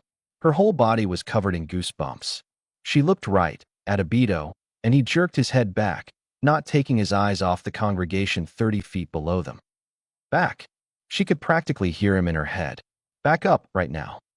She, Naruto, and Sasuke all obeyed at once, creeping back from the ledge, silently crawling backwards. At least, until Sakura's foot hit something. Jaishin. She spun, the rustle of her shirt against the stone deafening in her ears, and found a woman standing over her. Sakura's foot had bumped into hers. The woman had silently crept up behind them. She was tall and blonde, and wore the clothes of a traveling merchant, the same kind of people who came and went from Paper Hill. But her teeth were bared in a huge smile that had no humanity in it. Her hair was streaked with clotted blood, and in her hands she held a sickle. A very clean sickle. Sakura forgot to breathe, and the woman's smile widened. Jaishin. She rasped, as though she were on the edge of panting, and then her throat opened up like a Ziploc bag. Obito was already there. Obito had already shoved his short sword through the woman's neck, twisted, and torn it out, removing everything below her chin in a single violent motion. It had happened so fast Sakura had only seen the afterimage. The woman didn't even have time to gag. Instead, she just sank like a stone into water, falling into Obito's arms. He gently deposited her to the ground, as though her body were light and silent as a feather. Jaishin. Their teacher pointed back down the corridor, mouthed the words. Go. Naruto took a step forward, and the woman's eyes opened. Obito was cradling the body, looking at Naruto. But it wasn't a body, Sakura realized. Somehow, the woman was still alive. She flailed, hurling her sickle at Naruto, and the boy gagged and ducked backwards, the tool barely clearing his forehead. Obito's eyes went wide, and he struck the woman once again, stabbing his sword up through her empty neck and out the top of her head. Still, impossibly, the body flailed, scratching at him and trying to break free. The woman's eyes were wide and insane and filled with joy. Jaishin. Obito gave up on the sword and broke the woman's neck with a single violent jerk, and her flailing ceased. The sickle hit one of the stalagmites ringing the lookout point and produced a sharp, clear ring. The chanting stopped, and Sakura's heart did alongside it. They all froze, not even daring to breath. There was muttering from below, feet and tools scuffing along the ground. What was that? A man asked. It was a distant voice, the man behind the altar. Hey, what the fuck was that? The muttering grew louder. Hey, the man yelled again. Do we have any unwelcome assholes up there? Run, Obito muttered. He glanced at them, and Sakura realized she wasn't alone. Both Naruto and Sasuke were too scared to move. They were all covered in a cold sweat. This wasn't supposed to be what their first mission outside the village would be like. They were supposed to have it together by now. She should have had it. Run dash. There was a light tap, and they all turned as one. One of the men from below had jumped to the wall across from them, above the altar. The same one who'd been standing behind it, speaking before. He was a short, thin man with gray hair and amber eyes, and he was holding a long scythe with a red blade. Even stranger, the only thing he was wearing was a pure white kimono, so bright it hurt to look at. He was standing on the side of the wall, standing horizontally, staring at them. He was a ninja, Sakura belatedly realized. Or at least, he'd been trained in using chakra. That made everything even worse. Wow, the man laughed. Sakura started backing up. There's some dumb fucks up here. He looked down at the hidden crowd. Hey, morons. There's some dumb fucking ninjas up there. He laughed again, and Obito got in between them and the man. The man in white smiled. That's perfect, huh? Grab them. Sasuke, Obito said. Don't move. Sakura glanced at her teammate and was surprised to find he was reaching for a knife. Wasn't he scared? His Sharingan was active, fixed upon the man with the scythe. Listen, their sensei said. At this range, he'll be on me before I can get you guys into the Kamui. Then we'll be in serious trouble. He took a step forward, putting another foot between him and his students, and Sakura trembled as she watched the cult's leader grin and ready his weapon. Who fought with a scythe? You understand? You can't fight him. I'll keep him busy, but you have to look out for yourselves. We can take him, Naruto announced. Below, Sakura could hear the cultists moving. It sounded like some were climbing the walls, with or without chakra. Others were streaming out of the room into the cave system. No, you cannot, Obito hissed. Get out of here first. Find a way out of the caves, or lay low if you can't. Be careful, they're small fry, but there's something weird about all these guys' chakra. He wasn't looking at them. His eyes were fixed on his opponent. Sakura had never seen her sensei so incredibly focused. Keep each other safe.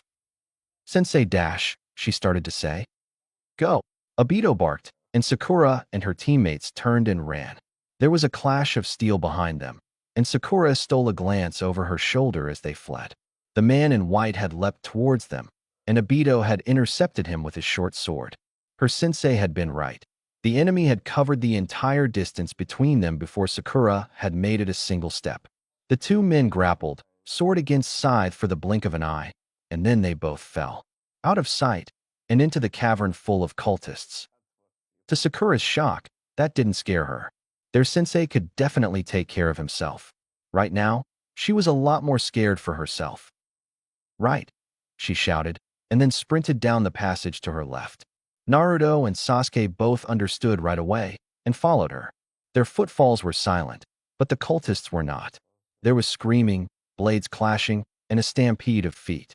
Obito was in among them, out of sight, and some were clearly leaving to hunt down her and her teammates instead of staying to fight. The tunnels were a complete labyrinth. Sakura had no idea where she was going. She slowed down, trying to listen, and her teammates came alongside her. That was smart, Sakura, Naruto loudly whispered. They'll go the wrong way. Sasuke shook his head. We don't know this place. I bet those freaks do. We've only got a minute before they dash. A man with a brown scarf wrapped around his shoulder and swords in both hands turned the corner ahead of them. Both Team 7 and the sudden intruder stopped dead, staring at each other. The man's face broke into a smile. See, he shouted back at an unseen companion. My right, not yours. Dummy. Then he charged, raising both swords over his heads and screaming at the top of his lungs. Sakura froze, but her teammates didn't. Sasuke moved before either of them, flinging a kunai straight at the cultist. The knife struck the man in the stomach and buried itself up the hilt, and the screaming man staggered, almost losing his footing. Get him, Naruto shouted, charging forward and leaping into the air. The spell broke. Sakura realized just how fast her heart was beating and let out a yell of her own, breaking her paralysis. The man swung both his swords at once, one at Naruto's head and the other at his legs. Sakura threw a kunai and broke into a run, desperate to help. Her knife took the man in the hand, and he dropped the sword meant for Naruto's head with a yelp of pain. Naruto took care of the other sword himself, violently kicking out and both knocking it from the man's hand and clocking him in the jaw. The man staggered backwards, and Sasuke jumped past Naruto, kicking off the man's shoulders and sending him tumbling to the ground. His Sharingan was a red blur in the dimness of the cave. Sakura realized the first cultist wasn't his target when the next turned the corner. It was another man, this one unarmed but wearing steel armor. Sasuke fell in an arc behind the man, and his hand clapped on the cultist's shoulder and dragged him down with him. The new arrival stumbled, off balance, and so fast Sakura could barely believe it. Sasuke shoved another kunai through the man's head. The armored man had a thick black mustache, and it twitched. He tried to understand what had just happened. She blinked, and the man fell, his whole body spasming. Sasuke looked to his right, down the corridor, and saw something that obviously shocked him. Sakura, Naruto shouted, turning towards her. Behind you. She started to turn, and as she did, the man Sasuke had jumped off of kicked at Naruto's ankle, trying to bring him down. "You little shit!" the man shrieked, one hand impaled and his stomach covered in his own blood. Naruto leapt onto him with an angry yell, and Sakura finished turning away. She trusted Naruto to be able to handle a single wounded man. There was yet another enemy behind them, coming down the corridor at her. This one was an overweight woman, waving a chikudo in front of her. She eyed Sakura hungrily, and the genin felt a sudden chill run from the top of her head to her toes. "You made a big mistake coming here," the woman hissed and swung her sword. It was a straight, predictable vertical attack with an obvious wind-up, and Sakura's body slipped past it without any hesitation. She was surprised at her own decisiveness. Instead of backing up, she brought herself closer to the woman. The cultist's eyes went wide and she yelled, swinging horizontally with one hand. "How are you supposed to fight swords again?" Sakura couldn't have told someone anything about the academy lessons in that precise second, but she still knew exactly what to do. She'd been trained to fight with her reflexes. If you overthought a fight, you'd be the one on the ground with a bloody nose afterwards. Ino, Hinata, and her other classmates had taught her that plenty of times. But in this case, she wouldn't have a bloody nose, Sakura realized. If she messed up, she'd be dead. So instead of getting cut in half, she twisted and punched out, knocking the woman's hand back and carrying the blade away from her. Her opponent grunted in surprise, taking a step back to swing again. She wasn't an amateur. She was using the momentum Sakura had given her to attack again. But her footwork was sloppy. Right. Leverage. She was inside the woman's guard.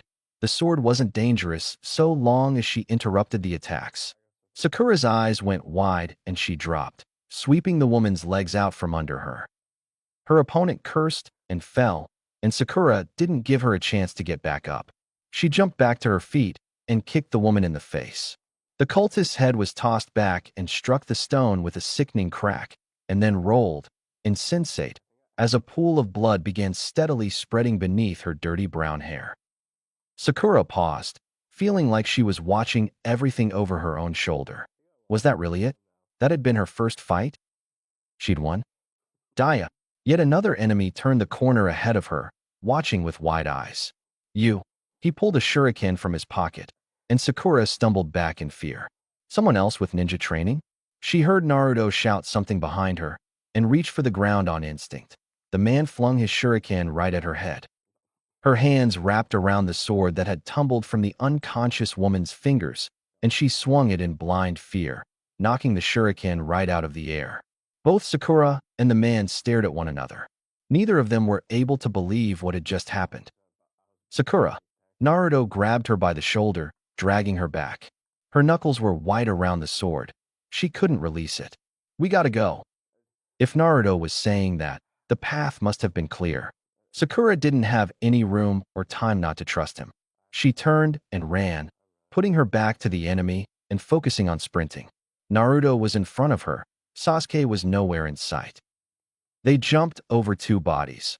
One of them was unconscious, but the other was writhing despite fatal wounds. They grabbed at Sakura's heels as she sped past. Parts of the floor were slick with blood. They rounded the corner, skidding into the turn, and Sakura felt something nick her left arm. There wasn't any time to look. Sasuke was there, stomping down on someone's head. It was the man who'd had a kunai buried in his brain. He was fighting back, trying to snatch the Uchiha's legs and pull him down to the ground. Just like the bear. Naruto kicked the man in the crotch as hard as he could as they passed, and the man screamed as he skidded several inches along the ground. Sasuke turned and ran with them, and all three genin rushed pell-mell through the tunnel. There were steps behind them. At least one person was chasing them. Sakura didn't look back. She just focused on running. Straight, left, right, left. The tunnels seemed to go on forever. Behind them, the sound of running grew fainter. They were losing their pursuer.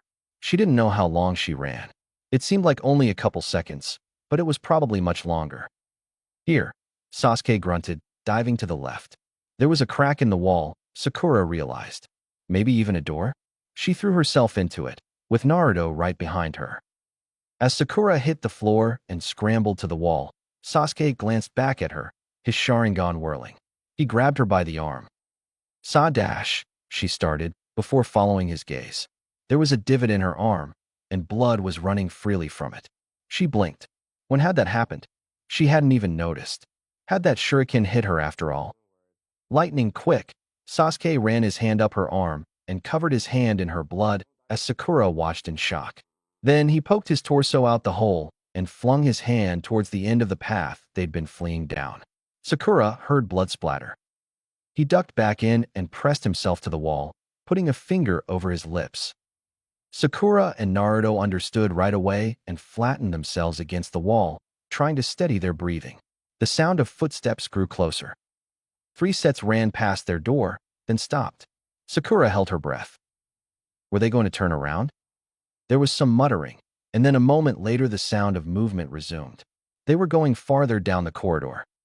They waited in silence for another 90 seconds, getting control of their breathing. Sakura slumped, sliding down the wall, and winced as her arm protested. The cut was deep, nearly an inch of skin taken from her tricep. Now that the adrenaline was subsiding, it was starting to hurt. Nice one, Sasuke, Naruto eventually said, still panting. His face was flushed, and one of his fingernails was bleeding. They were following the blood? Sasuke nodded, and Sakura lowered her head.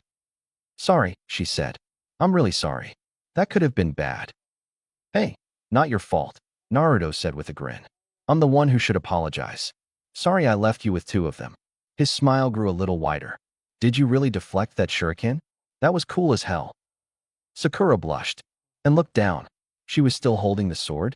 She tried to loosen her grip and found it harder than it should have been. It was an accident, she admitted. I just panicked and swung. Quiet, Sasuke said, and the both of them shut up. Do you hear that? They listened, and what Sasuke was talking about quickly became apparent. The cavern they'd ducked into was small, maybe 15 feet from wall to wall, and about as deep, and there was a depression at one end of it, a small pit that they couldn't see into. There was a sound coming from the pit, a kind of gurgling, like water slowly swirling down a drain. Naruto crept forward, poking his head over the ledge, and froze. He went pale. What? Sasuke whispered. Naruto turned around. He opened his mouth to say something, and then just shook his head and gestured them over.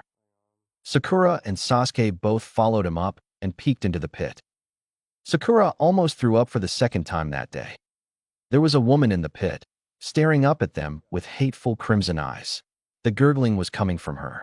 Her cheek was resting on her shoulder, putting her head almost totally horizontal. No, not resting. Pinned. A steel spike had been rammed through her, vertically transfixing her whole twisted body. It went through both her cheeks, into her shoulder, down through her entire torso, and then emerged from one thigh, staking her to the ground. Her hands were bound behind her back, leaving her totally unable to rise. The woman shifted and gurgled again. Her throat was intact, but her entire chest had to be a mess, Sakura thought. Why were all these people immortal? It was insane. The bear, all these cultists, and this woman for sure. She looked like a prisoner. Maybe she thought they were her captors? Was that why she was looking at them with such hate? Are you okay? Naruto asked, and the woman's eyes went wide. She gurgled again. Was that a yes? Sakura had no idea, but Naruto took it for one and jumped down in the pit. It was only 2 or 3 feet, and he landed without a sound. It's okay, he said, approaching with his hands out. I'll get you out. She might be one of them, Naruto, Sasuke warned.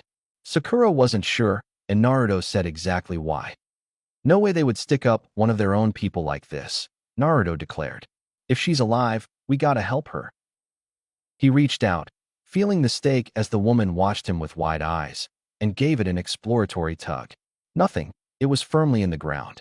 That made sense. The woman had wiggled free by now otherwise. Naruto frowned, pulling a spool of ninja wire from one of his pockets, and gingerly wrapped it around the stake, feeding it under the woman's head and grabbing the other end. I'm really sorry if I get your cheek, he said with a wince. Then he started to work the wire back and forth, slowly at first, and then picking up speed. The sound was quiet but grating, and Sakura nervously looked over his shoulder, keeping an eye on the entrance. She couldn't hear anyone coming, but a couple of the people chasing them had chakra training. The wire and Naruto's strength made quick work of the stake, and it only took her teammate 30 seconds to saw through the steel. When the wire emerged from the other side, he bundled it up and placed it back in his pocket, and then gingerly took hold of the sharp top protruding from the woman's cheek. As carefully as possible, he slid it out, wincing at the blood covering it. The moment the stake was clear of the woman's head and her mouth was free, she tried to bite Naruto's nose off with her broken teeth. Naruto yelped and leapt back, barely avoiding the bite, and the woman laughed. "You little idiot," she cackled. "I almost got you." Naruto was hyperventilating at the near miss, the bloody stake still in his hands, but Sasuke just crossed his arms and sneered. "You're the only idiot here," he said. "If you'd waited for him to actually free you, you might have had a chance." The woman blinked. "Shut up," she decided after a moment. "Jashin will free me, and then he will punish you." "Who's Jashin?" Sasuke asked. "The guy in white. He's probably already dead." The woman laughed again.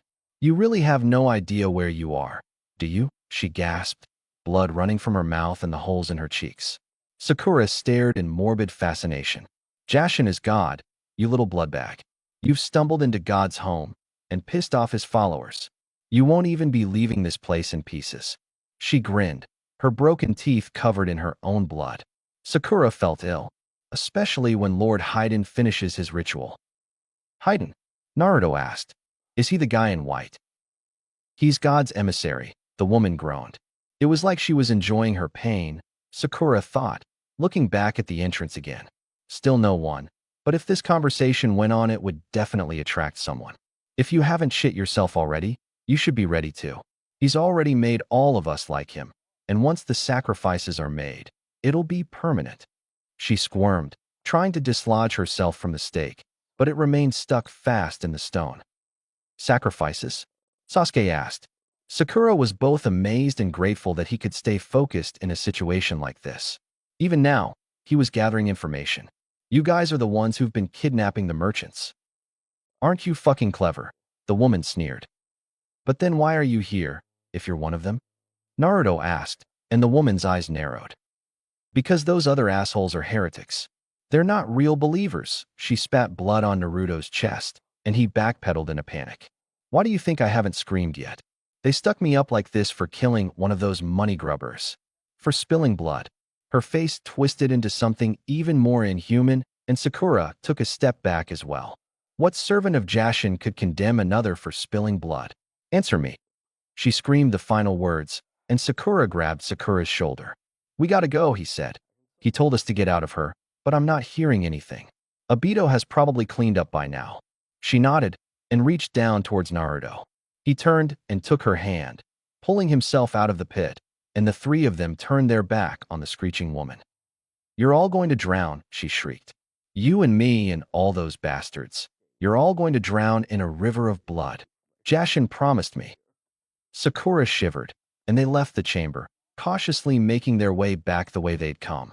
Sasuke led the way, and Sakura realized he remembered the path perfectly, despite the chaos of the chase. Was that thanks to his Sharingan, she wondered, or was his memory just that good? There was no way she could have found her way back through the maze of tunnels with such confidence. After only a couple minutes of moving in total silence, they'd made their way back to where it all started. The corridors were empty. There weren't any cultists to be found. Where had they all gone? Was it really possible that their sensei had taken them all down? They couldn't even die. The sound of clashing steel grew louder and louder as they made their way back, and before Sakura knew it, they were in the main chamber. There was still a battle going on, but it sounded like there weren't nearly as many participants as before. She peeked over the ledge and found Obito Uchiha awash in a sea of bodies. Her sensei had a fierce expression that she'd never imagined on his face, and he danced among 24 dismembered and writhing enemies, his focus entirely on his opponent. The sword in his hand left behind a shining afterimage of brilliant chakra. Haiden, the man in white, was no longer white. One of his arms had been partially severed, and his kimono was in shreds and so stained with blood that it no longer looked like it had ever been anything but crimson. But he was still fighting and laughing, swinging his scythe with one hand as if it weighed nothing.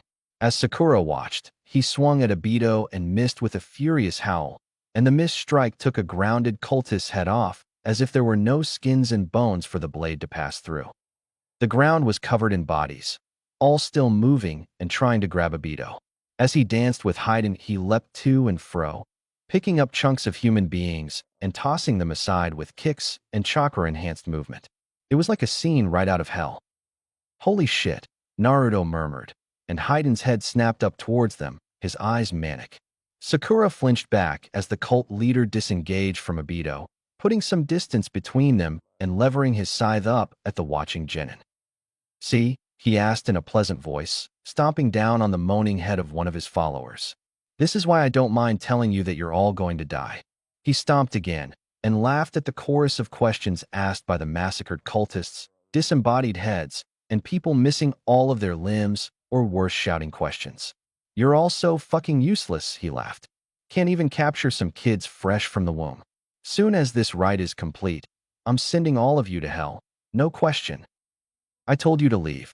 Obito shouted up at them, making himself heard over dozens of violent protests. He looked tired, Sakura thought with a start. His face was damp with sweat, and his clothes were plastered to his body. Was he running out of chakra? No matter how skilled he was, up against so many opponents at once, he must have had to use that intangibility jutsu. Just how much chakra did it take to slip through attacks like that? "Get out of here." "Yeah, get out of here." Haiden cackled. "It'll make you more fun to chase down when we're done." Obito charged him, and their dance began again, the deafening sound of steel on steel filling the air. The fight was too fast for Sakura to follow their movements. It was just a blur of violence. Nonetheless, she was sure that Obito was deflecting or avoiding Haiden's attacks, not just phasing through them. "He's in trouble," Sasuke muttered, obviously unable to believe it, and Sakura shot him a fearful glance. "That freak is tiring him out." Haiden didn't look tired, Sakura thought. Not like Obito did. Maybe being immortal also made it impossible for that to happen. If that was the case. "We can't run," Naruto said, gritting his teeth. "He's right. He'll just chase us down." "What do we do?" Sakura asked, feeling panic rising in her chest. Her grip tightened on her stolen sword. "We can't fight him. We can't even help Sensei. What do we do?" Sasuke pulled 2 more knives from his hip pouch. "I've got no idea," he admitted. "Let's go." He jumped down into the cavern, and Naruto and Sakura had no choice but to follow him. "God, Sasuke, you little idiot!" Obito shouted as soon as they landed, and Sasuke flinched. Haiden laughed. "Sasuke, you little idiot," he shrieked in a falsetto. "You think he can defend himself and you at the same time?" In response, Sasuke threw both his knives. Haiden dodged both of them with the most minimal movements possible, refusing to take his eyes off of Obito. Sakura's teammates straightened up. Sakura felt a chill as Haiden watched them out of the corner of his eye as he and their sensei fought across the room, Obito desperately driving him back with a flurry of blows that were so fast and vicious that the trail of white chakra they left behind seemed like a solid wall. If Sasuke felt the same chill, he didn't show it. He started running through hand signs with impressive speed and took in a deep breath. "Heads up," Naruto said, pulling a knife and another spool of ninja wire as well. Sakura held up her sword. "Katan, Gokakyu no Jutsu." Sasuke spat a fireball twice his own size, and the sudden heat made Sakura flinch. The jutsu roared forward, torching any cultist on the ground that wasn't able to get out of the way. Both Haiden and Obito saw it coming and leapt out of the way. The jutsu missed entirely. But as Haiden started to jump, Naruto threw his knife, the wire now tied around its handle. The kunai missed as well, soaring over Haiden's head, but Naruto didn't seem to care. He grabbed Sakura's hand and fastened both it and his own hands on the endpoint of the wire, as if getting ready for something. His hand was warm. As Sakura watched, gripping tightly by instinct and sword at the ready, Obito noticed the glint of the wire extending from the knife.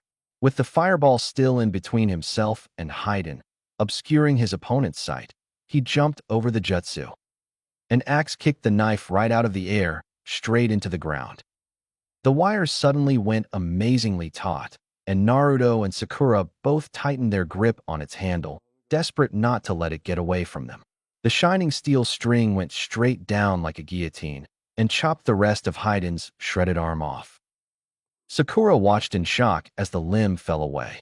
How had Naruto and Sasuke come up with a plan like that, without sharing a word? How had Obito understood it so quickly? Was that even possible? Useless, Hayden screamed, and to Sakura's horror, he kicked a blade from the ground right at them. It spun through the air ready to decapitate Naruto. She screamed back in both terror and anger and dragged her teammate down, swinging upwards with her sword at the same moment. It connected, and her whole arm went numb from the force of the deflection. The blade slightly changed direction upward, and Naruto fell, off balance, thanks to her yanking on his hand. All that combined was just enough to ensure that instead of losing his head, the Hokage's son only suffered a very unexpected haircut. No, Obito roared, and drove his blade past the hilt into Hayden's chest, dragging it down and opening the man's entire torso up in an enormous welter of blood. It was an incredible blow, but the man didn't even seem to notice. He kicked Obito in the gut and swung at him wildly with his scythe as their sensei stumbled back, obviously winded. The blade went right through Obito's forearm, and their sensei hissed in pain, grabbing it with his other hand and holding fast before Hayden could complete the cut. As Obito grew intangible and slipped through the blade, his arm bleeding heavily, Sakura felt like she was going to cry. Sasuke blinked, staring at something Sakura couldn't see. "Oh God," he said, and Naruto looked up at him, trembling from the near miss. "Thanks." He squeezed Sakura's hand, and her heart jumped. "What, Sasuke?" "He's got no heart," Sasuke said faintly. "He's got everything else in there, but no heart." He blinked again, looking around the room, and his eyes narrowed. "There's a chain from each of their hearts to the pit." "A chain?" Sakura asked. She couldn't see anything like that. Sasuke shook his head. "It's chakra," he said, breaking into a run. Sakura and Naruto took off after him, keeping their eyes on Hayden and their sensei. The man whose chest had been completely opened up, like a corpse in a morgue, tracked their trajectory and started yelling, even though his lungs had been destroyed. "Hey," he shouted, kicking out at Obito and almost losing a foot in the process. "Bad, ugly little shits. I'm already going to kill you. Don't make me do worse." He's freaking out. Incredibly, Sakura heard herself giggle. The man who had reacted to his arm being removed and his chest getting turned into an anatomy lesson by laughing and attacking more ferociously was panicking just from them getting closer to the pit. He was even driving Obito back now, their sensei grunting with obvious effort as he deflected a relentless series of blows from the scythe. Sasuke reached the pit first and, without a shred of hesitation, dove headfirst into the blood.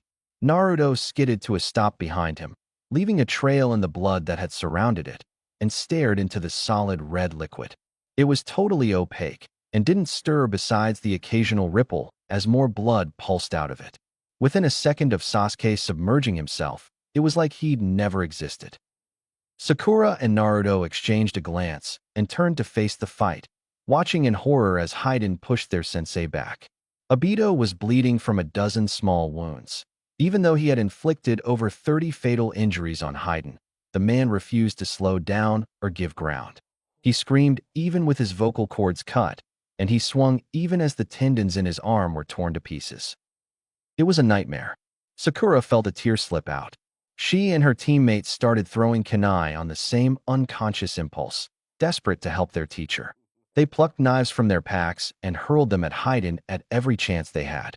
It took the both of them about 20 seconds to run out, and only one of the knives actually landed, sticking in the insane man's knee. Sakura didn't know which one of them had thrown it. "I think I'll start by turning you inside out," Hayden screamed.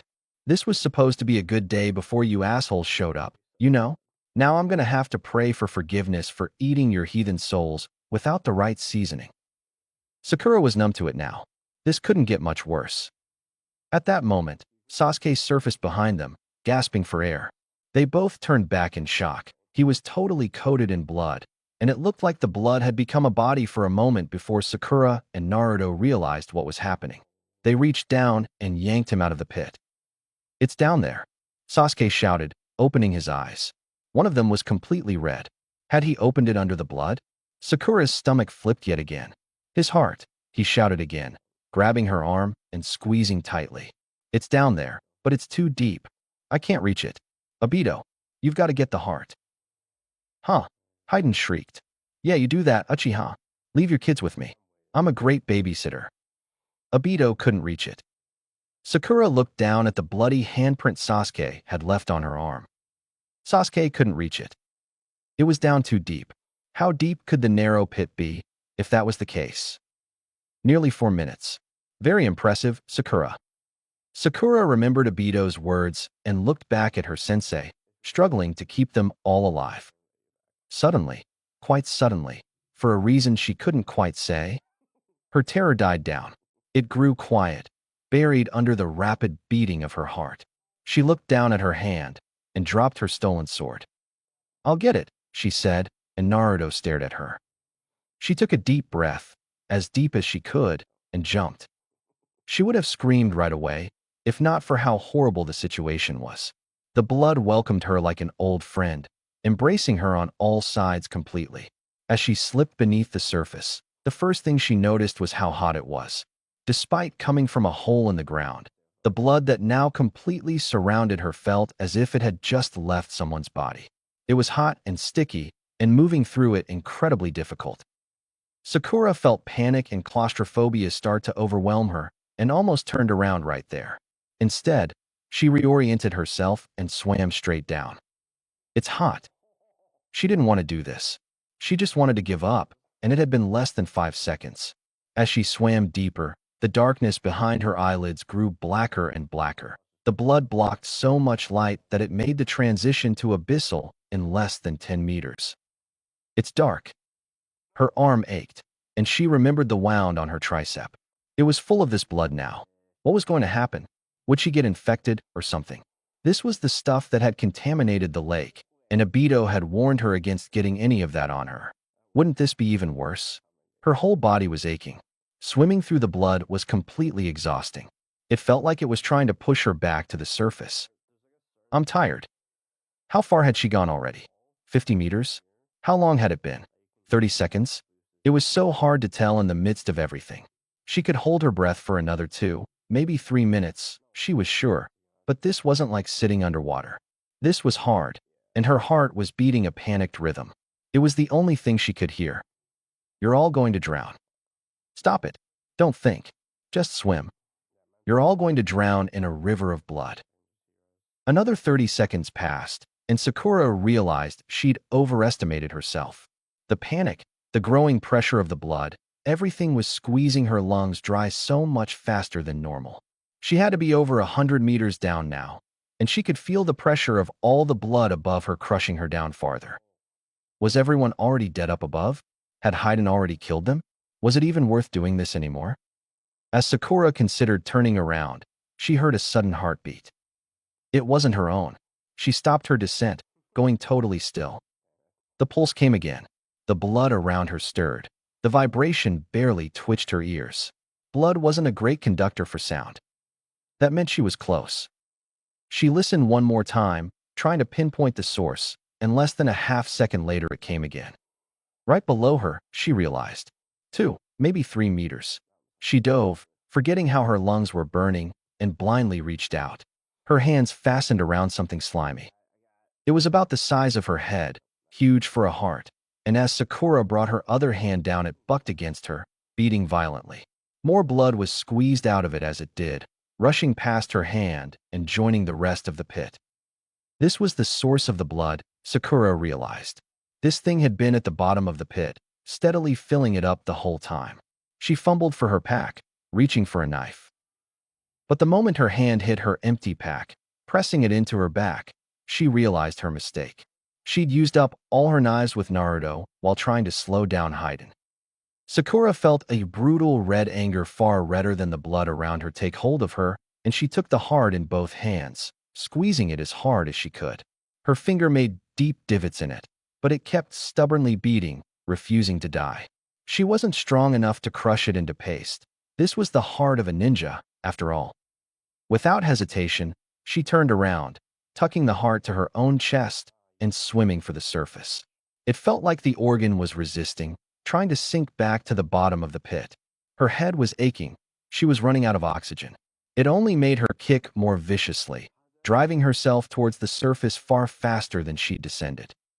I'm not going to die on my first C rank, Sakura thought to herself, even though she knew this was anything but a C rank mission. I've got to tell my parents how it went. 20 seconds, 30. Sakura's whole body was aching, a migraine coming on. She was past her limit. She'd have to take a breath any moment now. Her body's instinct to breathe was stronger than her will to keep her mouth shut. But the darkness behind her eyelids was getting lighter. She was close. Don't breathe, she begged herself, swimming harder. The heart against her chest bucked even more violently. Don't breathe. Just go? Sakura breached going almost 20 miles per hour, and even though the blood was loath to give her up, she forced herself clear out of the pit and beached herself on the bloody stones surrounding it. She heard both her teammates jump back in shock. They were still alive. She took a ragged breath, unable to comprehend what was happening and unable to open her eyes. They were stuck close by the sticky blood. She couldn't see anything, so she decided there was no choice but to trust blindly. She raised the heart over her head in both hands and called out in desperation. "Sensei," she screamed, and she heard a scuffle, more steel on steel. "No," Haydn howled, and then her arms jerked back as something took the heart right out of her hands. The omnipresent moaning of the dismembered cultist ceased,